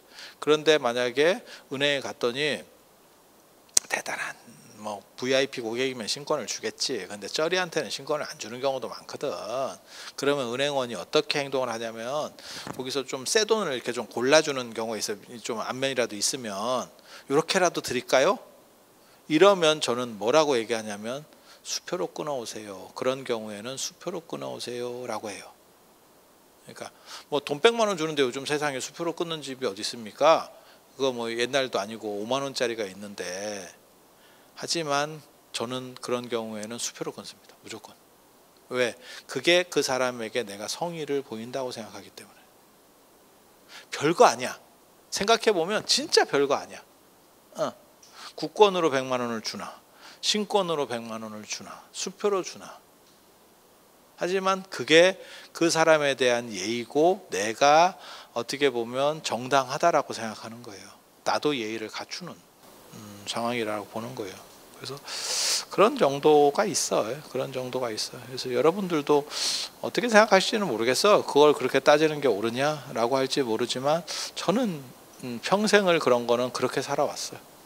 그래서 제가 그런 얘기 하잖아요. 나한테 저 같은 경우는 제가 절하는 데서는 축원장 같은 경우 한 번도 분리수거 한 적이 없습니다. 저는 다 태워줍니다. 양이 얼마가 되든지 간에 다 태웁니다. 나눠서. 그러니까 이름 쓰인 거는 모아서 그게 모아놨다가 그때그때 다 태울 수는 없으니까 모아놨다가 백중 때든 무슨 뭐 입춘 때 안 그러면 정월 대보름에 저 삼재 소멸기도 같은 거 할 때 태울 때 같이 태웁니다. 모아서. 왜? 그 사람의 이름이 써 있는 거를 버리는 거는 죄스럽다고 생각하기 때문에. 그리고 여러분은 기억하시는지 모르겠는데 예전 어른들 다 그렇게 했습니다. 제가 처음으로 그렇게 하는 게 아니고요. 예전에는 일반 집에도 이름 쓰인 거 다 그렇게 태우거나 안 그러면 종이를 빨았습니다. 빨아버리면 옛날에 먹 묻은 종이는 빨아버리잖아요. 그러면 글씨가 날아가요. 그걸 세초라고 합니다. 세초. 그래서 싹 빨아버렸어요. 그리고 지금같이 이름 쓰이는 거 막 분리수거하고 이렇게 안 합니다. 그러니까 뭐 우편, 편지봉투 이런 거는 어쩔 수가 없는데, 이런 거는 뭐 그런 것까지 다 할 수는 없는데, 축원은 그 사람 가족에 대해서 그 사람에 대한 공경도 있지만 내 스스로가 그렇게 해주고 싶은 생각들이 있어요. 그래서 그거는 절대 그렇게 하지 말라 그래요. 저는. 나름의 원칙인 거죠. 별거 아니에요. 크게 힘든 것도 아니고 별거 아니에요. 하지만 저는 그게 아마 죽을 때까지는 그러고 살고 있지 싶어. 작은 거. 그리고 그런 게 복을 받아요. 살아보면 그런 작은 것들이 복을 만들어내. 그래서 그렇게 가는 거고, 원칙적인 사람들이 이제 바꾼 사람들을 약간 탓하는 내용. 그게 서방교단이, 왜 서방교단이 더 원칙적이냐라고 물어보시는 분들이 있는데, 전파된 지역이 함부로 못 바꿔요. 본토가 잘 바꾼다니까요. 그래서 제가 그런 얘기 하잖아요. 한국말을 쓰는 집단이 남한, 북한, 연변 세 집단이 있거든요. 제일 말이 많이 바뀐 게 해방되기 전쯤에는 거의 비슷한 말을 썼을 겁니다. 물론 약간 사투리나 이런 차이는 있었지만 거의 비슷한 정도의 말을 썼을 거야. 그런데 지금 보면 남한 말이 제일 많이 바뀌었고, 북한 말이 그 다음이고, 연변 말이 제일 안 바뀌었어요. 그래서 제가 그런 얘기 하잖아. 앞으로 100년 뒤에 한국말의 원형을 최대한 간직하고 있는 거는 오히려 연변이나 북한이지 남한이 아니다. 그리고 남한 중에서도 제일 말이 빨리 바뀌는 데가 어디냐면 서울입니다. 그래서 변화의 요구는 본토 메인에서 일어나는 경우가 많아요. 그게 변화되기가 쉬워. 그리고 전파된 지역은 함부로 못 바꿉니다. 그래서 제가 그런 얘기 하는데, 비어 맥주를 우리가 옛날에 삐루라고 그랬거든. 삐루 몰라? 모르는 척한다. 얼굴로는 저 뭐 삐루보다도 더 옛날 사람이구만. 삐루라고 한다. 삐루 모르는 척한다. 비어를 삐루라고 한 거야. 삐루라고. 그런데 앞으로 한 100년, 200년이 지나면 비어라는 발음도 다 바뀔 거예요. 미국에서도 바뀌고 영국에서도 바뀔 거예요. 계속 언어는 살아있는 거기 때문에. 그런데 더 웃기는 거는 삐루라고 하는 발음이 아마 가장 근사치 값이 될 확률이 크다니까. 오히려. 그리고 그런 게 진원 같은 데서도 나타나요. 그러니까 인도 발음보다 우리 발음이 더 옛날 발음인 경우들이 많아요. 한자도 마찬가지입니다. 한자도 붓필 이러거든요. 그러면 우리 발음은 붓이고 중국 발음은 필이라는 거예요. 이게 필통하고 이렇게 쓰는 펜 개념. 붓, 우리는 붓, 쟤네는 필 이렇게. 그런데 글자의 이 발음들을 이렇게 따지고 올라가면 붓이 더 오래된 발음이에요. 필보다. 우리는 전파된 문화이기 때문에, 우리는 붓이 없었거든. 전파된 문화이기 때문에 그들 거를 그냥 음차를 해서 쓴 거였고, 음사해서 쓴 거였고, 그리고 그것을 쉽게 못 바꿨던 거예요. 그래서 사성제, 원래는 그게 채자거든요. 사성채 이렇게 발음이 나거든요. 한자 우편에 찾아보면. 근데 왜 사성제라고 하느냐? 제가 채보다 발음이 오래된 발음이에요. 그래서 그래서 전파된 지역이 오히려 오리지널한 모습들을 더 오래 간직하는 경우들이 있어요.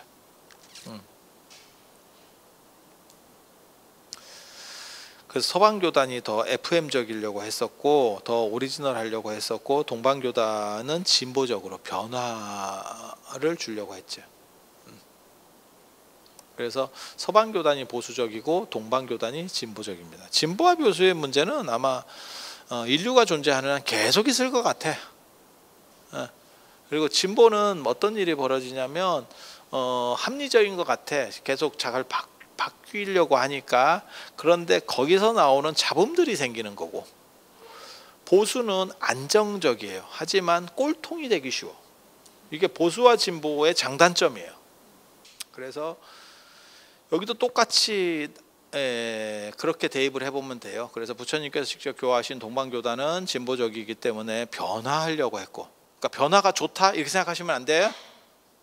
변화라고 하는 건 말 그대로 그냥 변화야. 꼭 변화해서 좋은 거다라고 말하는 건 아니야. 어떤 건 변해서 좋은 게 있고 어떤 건 변해서 안 좋은 것도 있고, 그렇지 않아요? 그리고 좋은 건 줄 알았는데 변화해서 거지 같은 것도 있었고, 가장 대표적인 거 최근에 들어서 변화해서 가장 거지 같은 거 건강보험의 무료 비중을 엄청나게 높였지.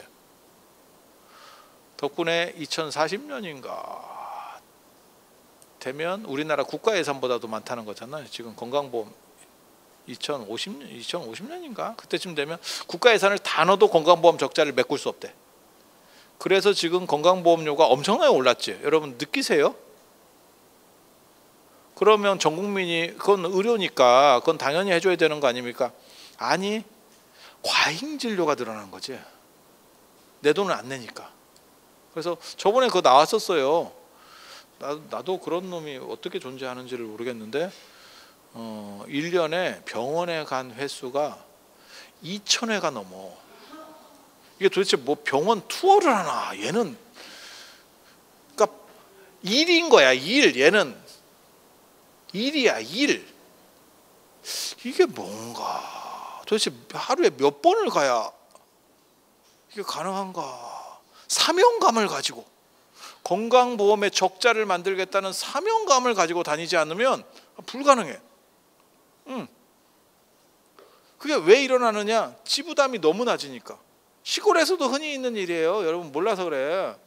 시골의 어른들이 연세가 다 드시다 보니까 전혀 안 아프면 사람이 아니지. 농사를 지었던 어른들이 나이 70 넘고 80이 됐는데 몸이 아침에 일어날 때 개운해요.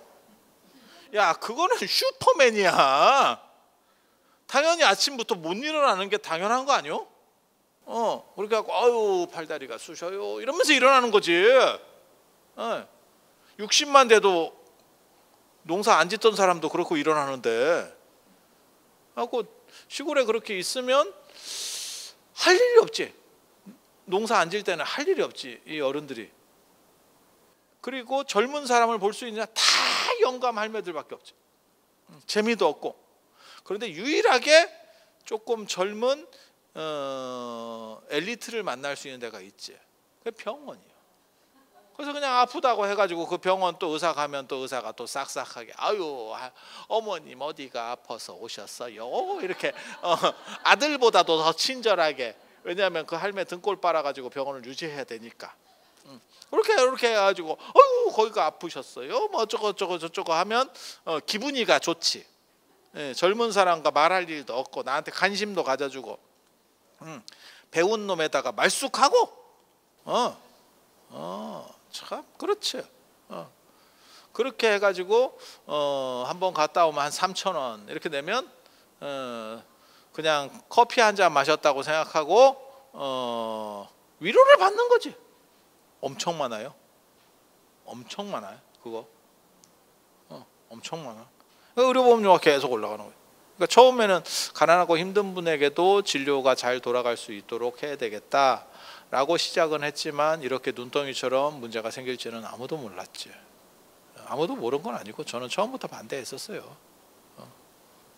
그래서 제도라는 게 저런 식으로 가면 안 되거든. 복지 비율은 높이기는 쉽지만 깎기가 굉장히 어렵기 때문에 그래서 지금 난리가 났죠. 그 중에서 건강보험이 제일 큽니다. 적자 비율이 굉장히 커요. 그래서 건강보험은 국민연금은 받아라도 먹어. 적더라도 몇 푼이라도 받아라도 먹든지 안 그러면 누가 쓰기라도 해. 건강보험은 그냥 허공에 날리는 거예요. 왜? 아프지도 않는데 가서 그런 식으로다가 돈을 하니까. 그리고 가면 의사가 또 이제 돌려깎기를 시전하죠. 자, 이런 거 저런 거 검사를 몇 개를 더 추가하죠. 여러분도 느끼실 걸 벌써? 오신 김에 이것도 한번 이렇게 제가 잘해드릴게요. 무슨 약장수도 아니고 그래가지고 이렇게 돌리죠. 그래갖고 실비보험 있으셔요? 그럼 실비보험 있다 하면 더 돌려깎기라고 몇 번을 돌리죠. 뺑뺑이를 돌리고. 그래갖고 다 그러니까 이게 건강이 국민들의 건강이 좋아지는 게 아니고 오히려 안 좋아지는 쪽으로 가는 거예요. 왜? 과잉 진료가 걸리니까. 그리고 돈은 돈대로 다 처발라서 쓰고 있고 미친 짓이지. 그냥 보기에는 딱 미친 짓이지. 그러면 줄일 수 있느냐? 못 줄입니다. 못 줄입니다. 그냥 망할 때까지 그러고 가는 겁니다. 그리고 망하는 시점은 정확하게 나와 있습니다. 노인 연령층이 늘어나고 거기서 무료로 되는 건 많고 어떻게 감당할 거야? 누가 돈을 낼 거야? 그러니까 계속 보험료를 올리겠다는 건데 차라리 그런 거를 가지고 대기업을 만들면 국가기업이라든지 이런 경쟁력 있는 기업을 만들면 우리 애들이 취업이라도 하지. 이건 그냥 에브리바디 다 허공에다가 쏘고 있는 거예요. 너무 안타깝지. 아니 그냥 현실을 얘기하는 거예요. 암울한 현실입니다. 암울한 현실. 그래서 이런 거를 잘한다고 어떤 경우는 생각을 해도 이렇게 뒤틀리는 경우도 있고 처음부터 첫 단추가 잘못 껴지는 경우도 있고 처음부터 잘못 사기쳐가지고 한 경우도 우리 살았을 때 봤잖아요. 평화의 댐 사건, 전 국민을 상대로 사기를 쳐서 삥을 뜯었던 평화의 댐 사건. 뭐 서울이 수장된다 이래서 애들 코 묻은 놈까지 다 뜯어 먹었지. 기억나시죠? 뭐 이런 놈들이 있나 싶어. 알고 보니까 사기였습니다. 끝. 야, 국가가 전 국민을 상대로 사기친 거는 이거 거의 기네스감일걸?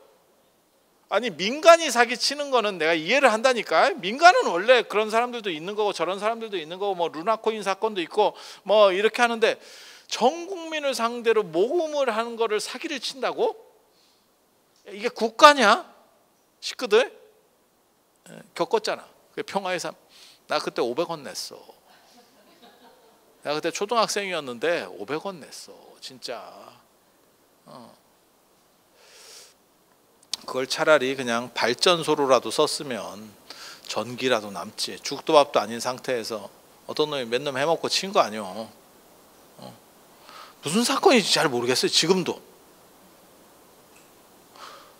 설마 대통령이 주도했겠나 싶은 생각이 있거든요. 대통령이 그런 것까지 했겠어요? 근데 대통령이 그렇게 멍청한가? 그걸 믿을 수 있나? 그게? 보고가 그렇게까지 보고체계가 이상한가? 모르겠어요. 그 영화나 한번 나오면 재밌을 것 같은데. 전 국민을 사기친 희한한 사건. 그래서 첫 단추부터 그렇게 끼워지는 경우도 있고. 그래서 전파된 지역은 보수적이고 그 다음에 원 동방교단은 진보적이에요. 그리고 진보는 꼭 좋은 건 아니에요.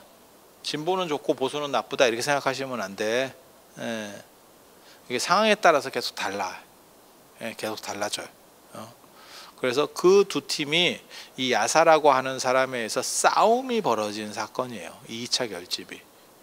그렇게 해서 한 10가지 돈을 뒤에 제가 아마 적어놨을 거예요.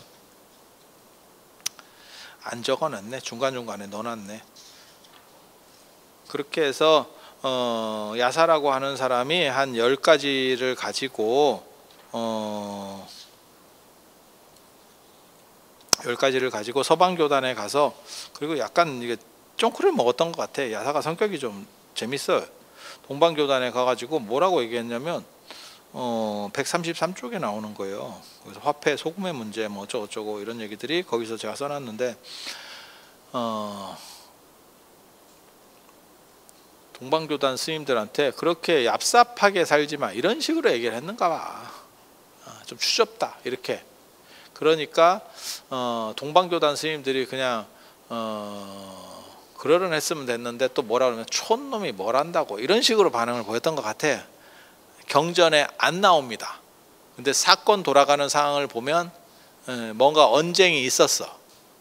안 그러면 야사가 한 대 주워 박혔던지, 촌놈 개뿔도 모르는 게 이러면서 한 대 주워 박혔던지, 뭔 뜻인지 아시겠어요? 그러니까 촌놈이 약간 오리지널한 그런 데서 와가지고, 우리도 그런 거 있잖아. 예전 그 드라마 같은 거 보면 시골에서 뭐 이렇게 종갓집 같은 데서 이렇게 와가지고 서울에 이렇게 사는 거 보고 그렇게 살면 되냐고 뭐 이렇게 하다가 지가 박살 나고 뭐 이런 드라마도 예전에 있었잖아요.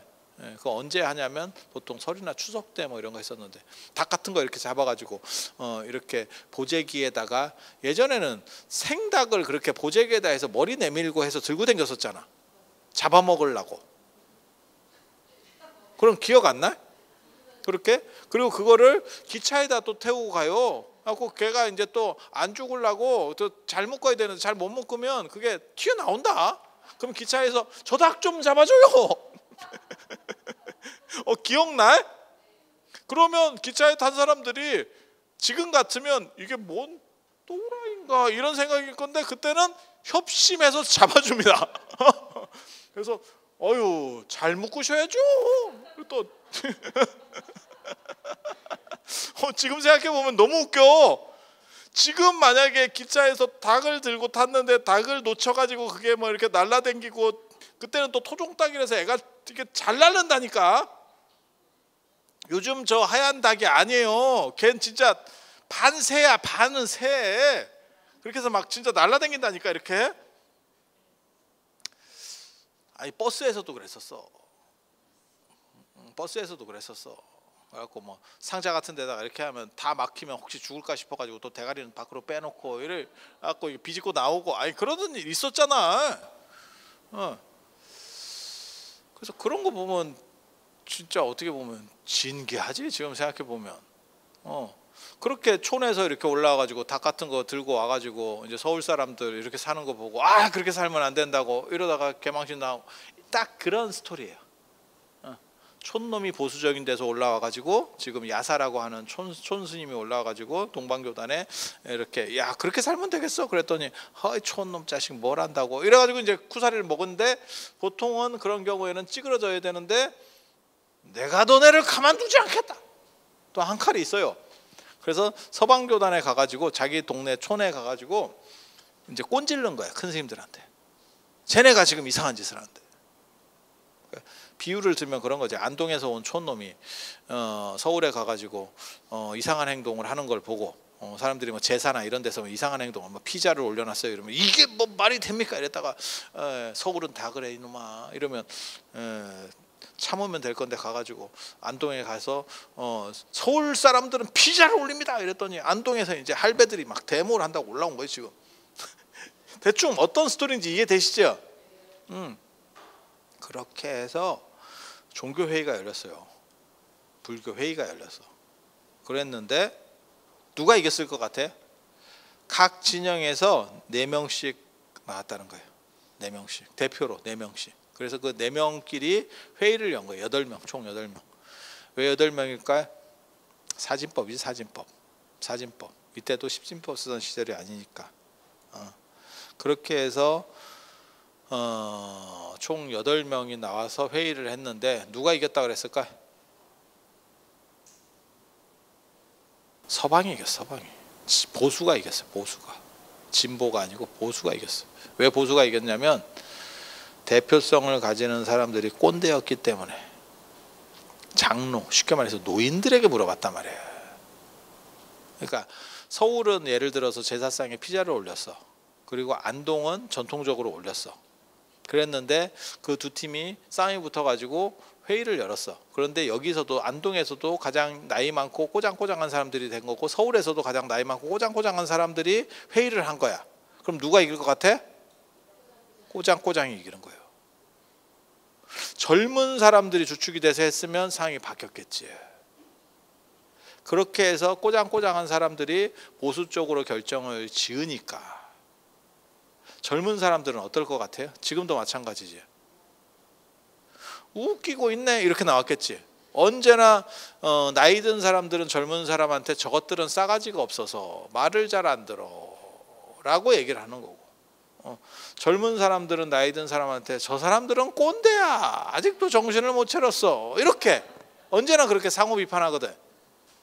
유사이래로 아마 여러분도 젊었을 때 그런 비슷한 생각을 가졌을 거고, 우리 시어머니는 왜 저런데? 이런 생각을 말을 못했지 생각은 했을 거 아니야. 지금 시대가 언젠데 말이야 이런 거 했을 거야 분명히. 그리고 여러분도 지금 그 상황에 또 봉착한 거야. 여러분은 바뀌었다고 생각하지만, 왜냐하면 바뀌는 속도가 더 빠르기 때문에 나타나는 거예요. 나는 많이 바꿨어. 나는 우리 어머니처럼 그렇게 힘들게 너네한테 안 한다 라고 하지만 느끼는 건 비슷해. 그 밑에 사람이 느끼는 건 내가 어머니한테 느꼈던, 내가 시어머니한테 느꼈던 거 거의 비슷해. 현실이 그런 거예요. 현실이. 그래서 그런 정도 생각을 해보시면 돼.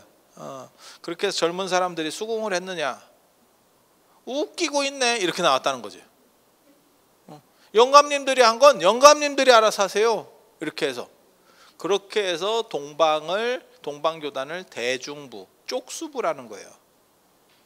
다수 대중이라고 하는 거는 다수부파가 되는 거고, 서방교단은 꼴통부, 그걸 상좌부라고 합니다. 상좌부. 그래서 상좌부하고 대중부로 나뉜 거예요. 상좌부하고 대중부로. 한 번 쪼개지기 시작하면, 처음에 하나일 때는 쪼갠다는 부담이 굉장히 있는데 한 번 쪼개지기 시작하면 그 다음부터는 잘 쪼개져. 그래서 한 번 쪼개진 걸 근본분열이라고 하고, 그 뒤에서 이제 따로따로 그 안에서도 또 쪼개지기 시작해. 그걸 지말분열이라고 합니다. 그러니까 뭐하고 똑같은 거냐면, 한 번 싸우기가 어렵고 한 번 손잡기가 어려운 거야 이 세상에. 그 다음부터는 거기까지는 쉬워. 인생이 다 그래요. 인생이 다 그래요.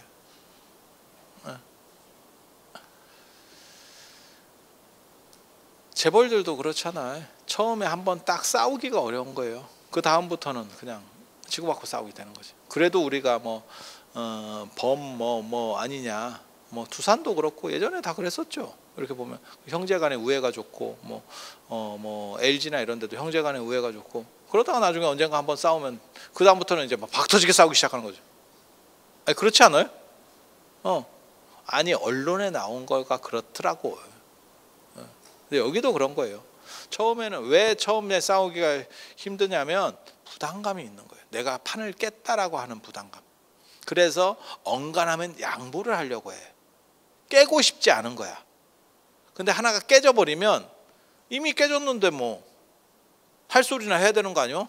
내가 왜 그렇게까지 참아야 돼? 이렇게. 그래서 그건 결혼 관계 안에서도 많이 일어나는 일일걸. 부인이 남편한테 이렇게 눌려 있다가도 어느 순간 한 소리 하는 시점이 있지. 그 다음부터는 계속 한 소리를 하지. 상황 바뀌었지. 그렇게 가는 거예요. 그래서 137쪽 보면 분열하는 불교와 강해지는 불교, 이제 세분화되는 지말불교예요. 지말부파, 근본분열, 지말분열. 그렇게 해서 쭉쭉쭉 쪼개지면 141쪽처럼 상자부 대중부 안에서 더 많이 쪼개지기 시작합니다. 이렇게 쪼개지고 저렇게 쪼개지고 이러면서 한번 쪼개진 것은 계속 쪼개지기 시작한다. 그래서 중국도 그걸 싫어하는 거죠. 중국이 제일 두려워하는 게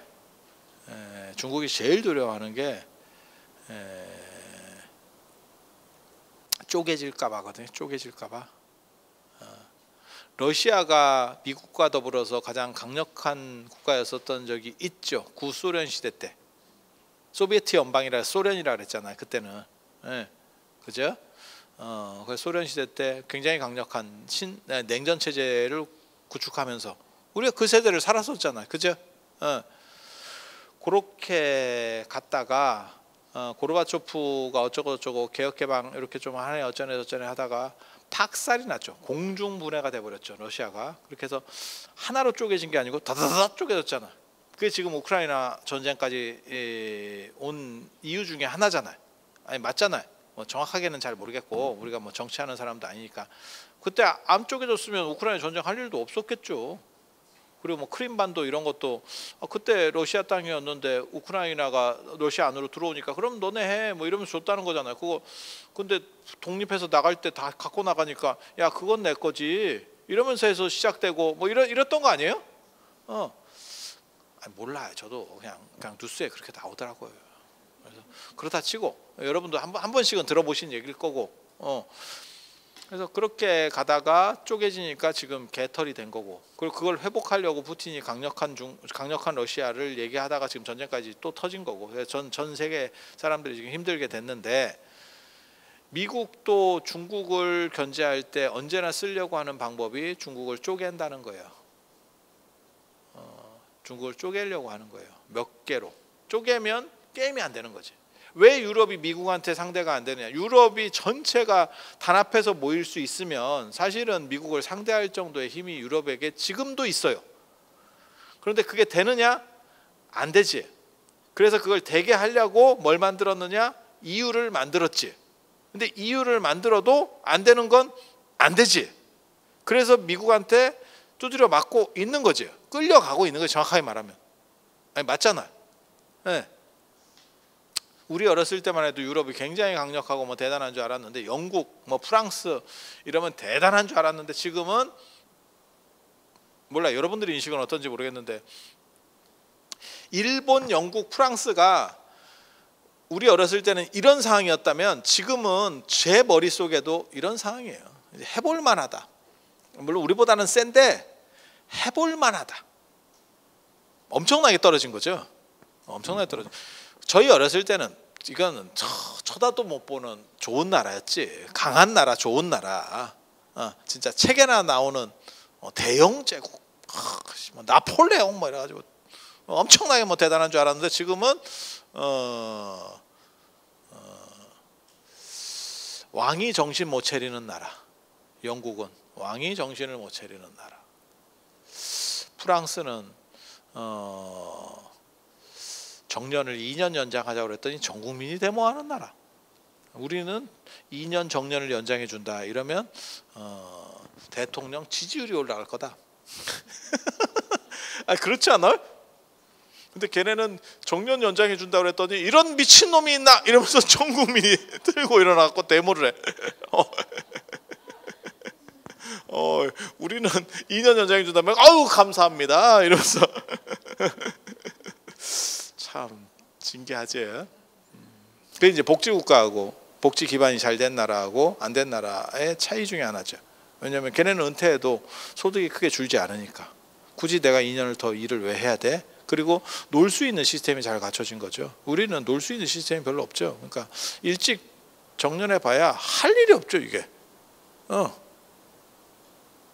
애매하죠. 애매하죠. 그래서 그렇게 된 상황들이 있잖아요. 그래서 참 격세지감을 느끼는데 그래서 중국을 미국은 분열하려고 하고 중국은 제일 꺼려하는 게 그 분열에 대한 생각이에요. 그래서 어디든 분열하려고 하면 눈가를 뒤집고 나옵니다. 그래서 제가 동북공정이나 이런 것도 조심해야 된다고 한국이 얘기할 때 굉장히 조심해야 된다라고 얘기해도 한국 몇몇 사람들이 그거를 저렇게 지랄을 해놓으면 절대 안 돼. 왜냐하면 중국은 그런데 굉장히 민감하거든. 예. 왜? 러시아가 깨지고 호구가 되는 걸 봤거든. 동네 약간 바보형이 되는 거를 정확하게 인지했거든. 그래서 중국은 그거를 밟지 않기 위해서 하나의 중국이라는 얘기를 계속 하는 거예요. 하나의 중국. 그리고 그 하나의 중국에는 대만까지 들어가는 거죠. 그래서 지금 이렇게 보시면 상자부 대중부 다 쪼개졌어. 그럼 쪼개지면 힘을 잃는 거 아닙니까? 맞지. 힘이 없지. 쪼개지면. 하지만 뭐가 있느냐? 자기네들끼리 경쟁이 붙기 시작합니다. 경쟁이 붙기 시작합니다. 개신교가 상대적으로 불교보다 세진 이유 중에 하나가 뭐냐면 이게 지그들끼리 경쟁이 심해요. 그러니까 어떤 상가 건물 이런 데 봐봐. 그러면 교회가 한 두세 군데 있는 데도 있어.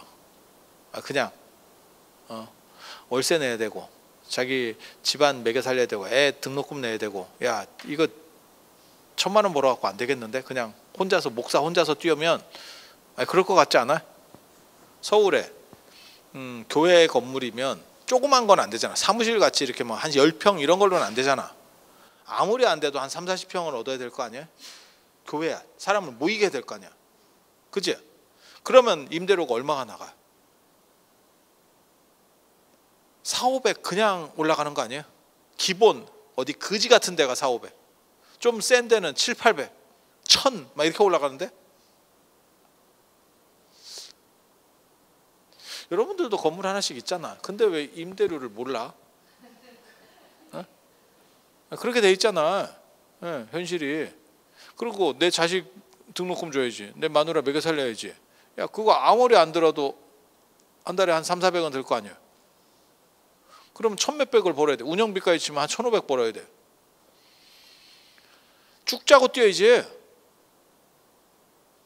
교회 목사만 뛴다고 생각하지 마세요. 카페를 해서 내가 1,500을 벌어, 순수익을 1,500을 벌려고 하잖아요. 사장이 쭉 짜고 뛰어야 돼요. 내 말이 틀려? 내 말이 틀려? 아니, 맞잖아. 매출은 한 5천 이상 나와야 될걸? 그래 한 1,500 남겠지. 아무리 많이 마진율이 좋아도. 그렇게 뛰는 거예요. 근데 내 옆에 바로 한 1, 20m 옆에 교회가 또 있어. 이놈 자식이 또 어떻게 하겠어? 협잡을 하든 사기를 치든 뭘 하든 계속 뭔가를 만들어낼 거 아니야? 왜? 조그만 방심하면 빼가는데. 절은 별 관계가 없지. 제가 월정사에서 저 금강경 봉창기도 이런 거 해서 뭐 몇천 명을 모았어요. 별 관계 없어. 왜? 거기 간다고 그래서 사람들이 월정사 신도 된다라고 생각을 하겠어요? 다른 스님들이? 부산에 있는 스님이 월정사 거기 철야기도 한번 간다고 그래서 월정사 신도를 돼서 글로 가겠는갑다 이렇게 생각할 것 같아? 거리가 지독실이 먼데 네가 갈 재주 있으면 가봐라 이렇게 나오겠지. 뭔 뜻인지 아시겠어요? 그래서 교회는 지교회 아니면 못 가요. 딴 데 구경 가고 안 됩니다. 그렇게 제가 한 군데 한 건물에 6군데 있는 데도 봤거든. 교회가 한 건물에 상가 건물, 아파트 이렇게 큰 상가 건물 있잖아요. 대규모 아파트에는 상가 건물도 크잖아. 6군데도 있어. 그 사람이 1,500을 벌어서 해결되는 게 아니야. 1,500을 벌면 풀칠을 하는 거야. 교회를 지으려면 어떻게 해야 돼? 내가 하나라도 이 월세에서 벗어나서 교회를 하나 짓겠다.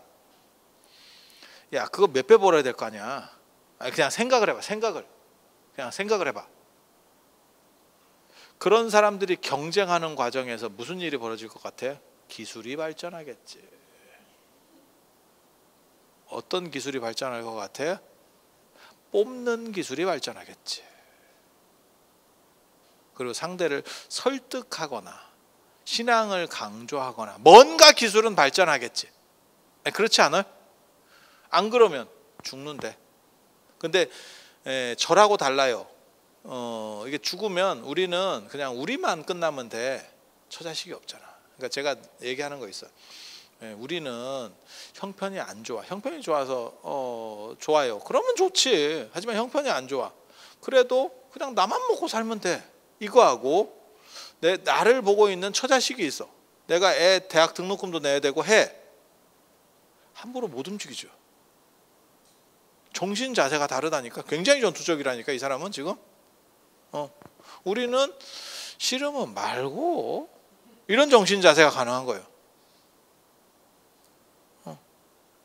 싫으면 절에서 주는 밥이나 먹고 있지 뭐 꼭 밖에 나가서 밥 먹어야 맛이냐 이렇게 생각하면 끝이야. 그래서 이렇게 다수가 되면 부파 분열이 일어나서 이렇게 다수로다가 지말 분열이 일어나면 많아지잖아요. 그러면 지그들끼리 박터지고 싸우면서 발전합니다. 강해집니다. 강해집니다. 불교는 사실 이런 경쟁 구도가 생각보다 약해요. 그래서 이절에 가나 저절에 가나 거의 비슷해. 예, 거의 비슷해. 근데 경쟁 구조가 되면 서로를 차단시킵니다. 그러니까 방식들을 바꿔버릴 거예요. 우리가 북한하고 우리하고 지금은 그렇지 않지만 38선이 갈리고 나서 박정희 대통령 때까지도 경쟁 구도였었어요. 전두환 대통령 때도 그랬었네. 경쟁 구도였었어요. 그리고 실제로 우리가 처음에는 더 못 살았었습니다. 기억나시는지 모르겠는데 우리가 북한보다 못 살았었어요. 그래서 지금은 그런 표현이 없지만 예전에는 뭐 일본 하면 조청년이 북한 끈앞풀인데 그쪽에 돈이 더 많기 때문에 그쪽에 지원 받아가지고 뭐 간첩이 되네 어쩌네 그런 얘기 들어보셨잖아요.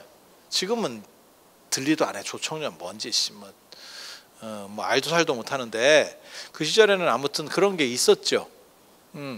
김일성 당시만 해도 북한이 괜찮게 살았으니까 지금은 완전히 역전됐지만 그렇게 경쟁 차제가 됐을 때는 상호 단절을 시켜버리지. 그래서 북한 텔레비가 우리나라 방송에 안 잡히는 겁니다.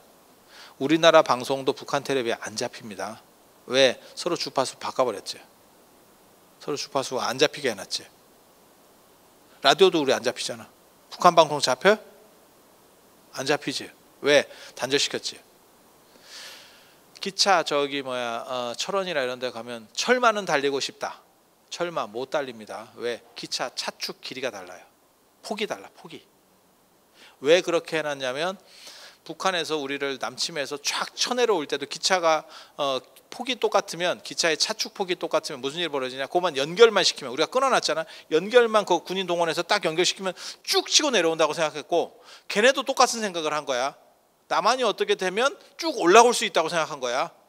지금은 우리가 거의 어떻게 보면 상호 체제를 상당히 인정해주고 그냥 종전하면 어떠냐 이런 말까지 나오는 시기니까 이렇게 얘기할 수 있는 거고 저희 어렸을 때는 꿈에도 소원은 통일아니요. 나는 그런 꿈을 꿔본 적이 없는데 그런 꿈 꾸시는 분들이 있는 것 같더라고. 그래서 꿈에도 소원이 통일이야. 낮에는 잘 살아보세. 꿈에는 통일이야.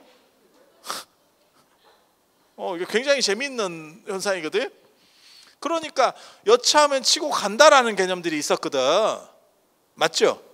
그러니까 그걸 다 단절시켜 버린 거예요. 그래서 경쟁과 단절이 동시에 일어나. 경쟁과 단절이 동시에 일어나. 그래서 경쟁은 발전성으로 가고 그 다음에 단절이라는 건 폐쇄성. 경쟁만 딱 풀어버리면 우리도 그런 거 있잖아요. 지금 코로나와 관련해서 코로나 전부터 시작됐잖아요. 그게 뭐냐면 세계의 블록화. 그전에는 신자유주의 뭐 이러면서 세계를 하나의 시장으로 묶으려고 그랬었잖아요. 그렇게 해서 중국이 공장 역할을 하고 전 세계가 그 싼 거는 중국 걸 쓰고 이러다가 중국이 떡상하면서 막 이러니까 지금 미국이 뭘 하냐면 뭐 반도체 칩포를 만듭시다. 그래서 뭐 대만, 일본, 그 다음에 우리나라, 미국 이래가지고 중국에게는 수출하지 맙시다. 뭐 이런 다 이걸 이렇게 막고 있잖아. 지금은 다시 맞잖아요. 그래서 미국하고 호주하고 캐나다하고 저 뉴질랜드하고 뭐 이런 식으로 하나가 지금 묶이고 있는 거고. 영국도 들어가고 뭐 이런 식으로 하나 묶이고 있는 거고 중국은 중국대로 지랄하고 있고 유럽은 유럽대로 또 지랄하고 있고 우리는 미국 돌만이가 아니다 뭐 이러면서 얼마 전에 마크롱 또 이런 얘기하고 이런 식으로 해갖고 우리 가겠다 뭐 이런 식으로 가고 있고 그래서 제가 이러다가 고래 싸움에 새우등 터지듯이 우리만 중간에서 이거 이쪽에 붙을 수도 없고 저쪽에 붙을 수도 없고 야 이거 미국 놈이 자꾸 중국에 수출하지 말라 하는데 우리 그쪽에 또 좀 해야 먹고 살 것 같은데 중국은 또 미국하고 좀 너 경계 똑바로 해라 이러는데 우리 또 미국하고 또 저 먹고 살 야 지금 현실이 그런 거 아니요? 진짜 광해군의 외교가 지금 필요한 그런 시점. 정답은 뭔지 모르겠고, 아니 지금 우리가 처해 있는 현실이잖아요. 그래서 저 같은 사람이 중국 그럴 일은 뭐 절대 없겠지만, 중국, 우리나라, 일본이 이렇게 뭉쳐서 동아시아의 어떤 이렇게 블록을 하나 만들면 우리도 한번 전 세계적으로 해먹어 볼 것 같은데, 옆에 놈들이랑 워낙 사이가 안 좋으니까 차라리 미국이나 유럽에 붙을 망정 일본하고 우리가 붙겠냐고. 현실적으로. 근데 세긴 세요 우리도. 왜냐하면 중국이 떡대가 크고 걔네가 지금 미국이랑 맞짱 뜨는 거의 유일한 나라고, 일본도 엄청 셉니다. 일본 엄청 셉니다. 우리가 하도 일본을 우습게 봐서 그렇지, 영국, 프랑스가 일본한테 게임이 안 돼요. 우리가 그렇게 대단하다고 생각하는 영국, 프랑스가, 독일도 일본한테 안 됩니다. 1대1로 다이다이 붙으면. 그 정도로 세. 그렇게 센 놈들이 이렇게 있는데 우리도 약한 게 아니에요. 우리가 대진운이 안 좋아서 그렇지, 우리가 유럽 쪽에 있었잖아. 이 정도면 유럽에서 거의 프랑스보다 약간 아래, 이태리보다 오히려 더 셀 수도 있는 정도까지 우리가 가는 거예요. 근데 여기는 참 그렇지. 어떻게 이런 데 껴가지고, 축구로 얘기하면 뭐 브라질, 아르헨티나, 뭐 독일 이런 팀에 지금 붙은 거지. 우리가 16강을 나가야 되는데 하필 우리는 왜 이런 조에 붙었나? 중국, 일본, 러시아, 게다가 만만한 놈 딱 한 놈인데 북한, 또라이 저 정신병자, 어디서 이런 거가 붙어가지고 주변에 한 놈도 없다니까. 진짜 어떻게 해볼래야 해볼 수 없는 이상한 놈들끼리 많다. 그래서 뭐 뭉치려고 해도 뭉치면 서로 죽을 것 같은, 참 안타깝지. 그래서 단절이라고 하는 측면도 발생하지만 분열이 발전이라고 하는 측면도 있어요. 우리도 서로 다 연결해서, 중국이나 일본이나 우리가 연결했으면 우리도 독자적으로 이렇게까지 발전하기도 어려웠을 수도 있어요. 유럽이나 이런 데 보면 몇 나라만 딱 발전하고 나머지는 후방에서 이렇게 지원하듯이식으로 해버리거든요. 근데 우리는 다 사이가 안 좋으니까 아마 동아시아가 미국 다음으로 국방비 제일 많이 쓸걸 지금. 일본도 국방비 엄청 쓰고, 우리는 뭐 전시국가니까 국방비를 당연히 많이 써야 되고, 중국도 많이 쓰고 엄청 많이 쓸 걸. 유럽 이런 놈들 뭐 게임이 안 될걸, 국방비 비중으로만 보면. 덕분에 뭐예요? 전 세계 몇째 안 가는 군사 대국이 됐지. 우리도 그런 거예요. 우리 옆에가 너무 세서 그런데 우리도 그런 거야.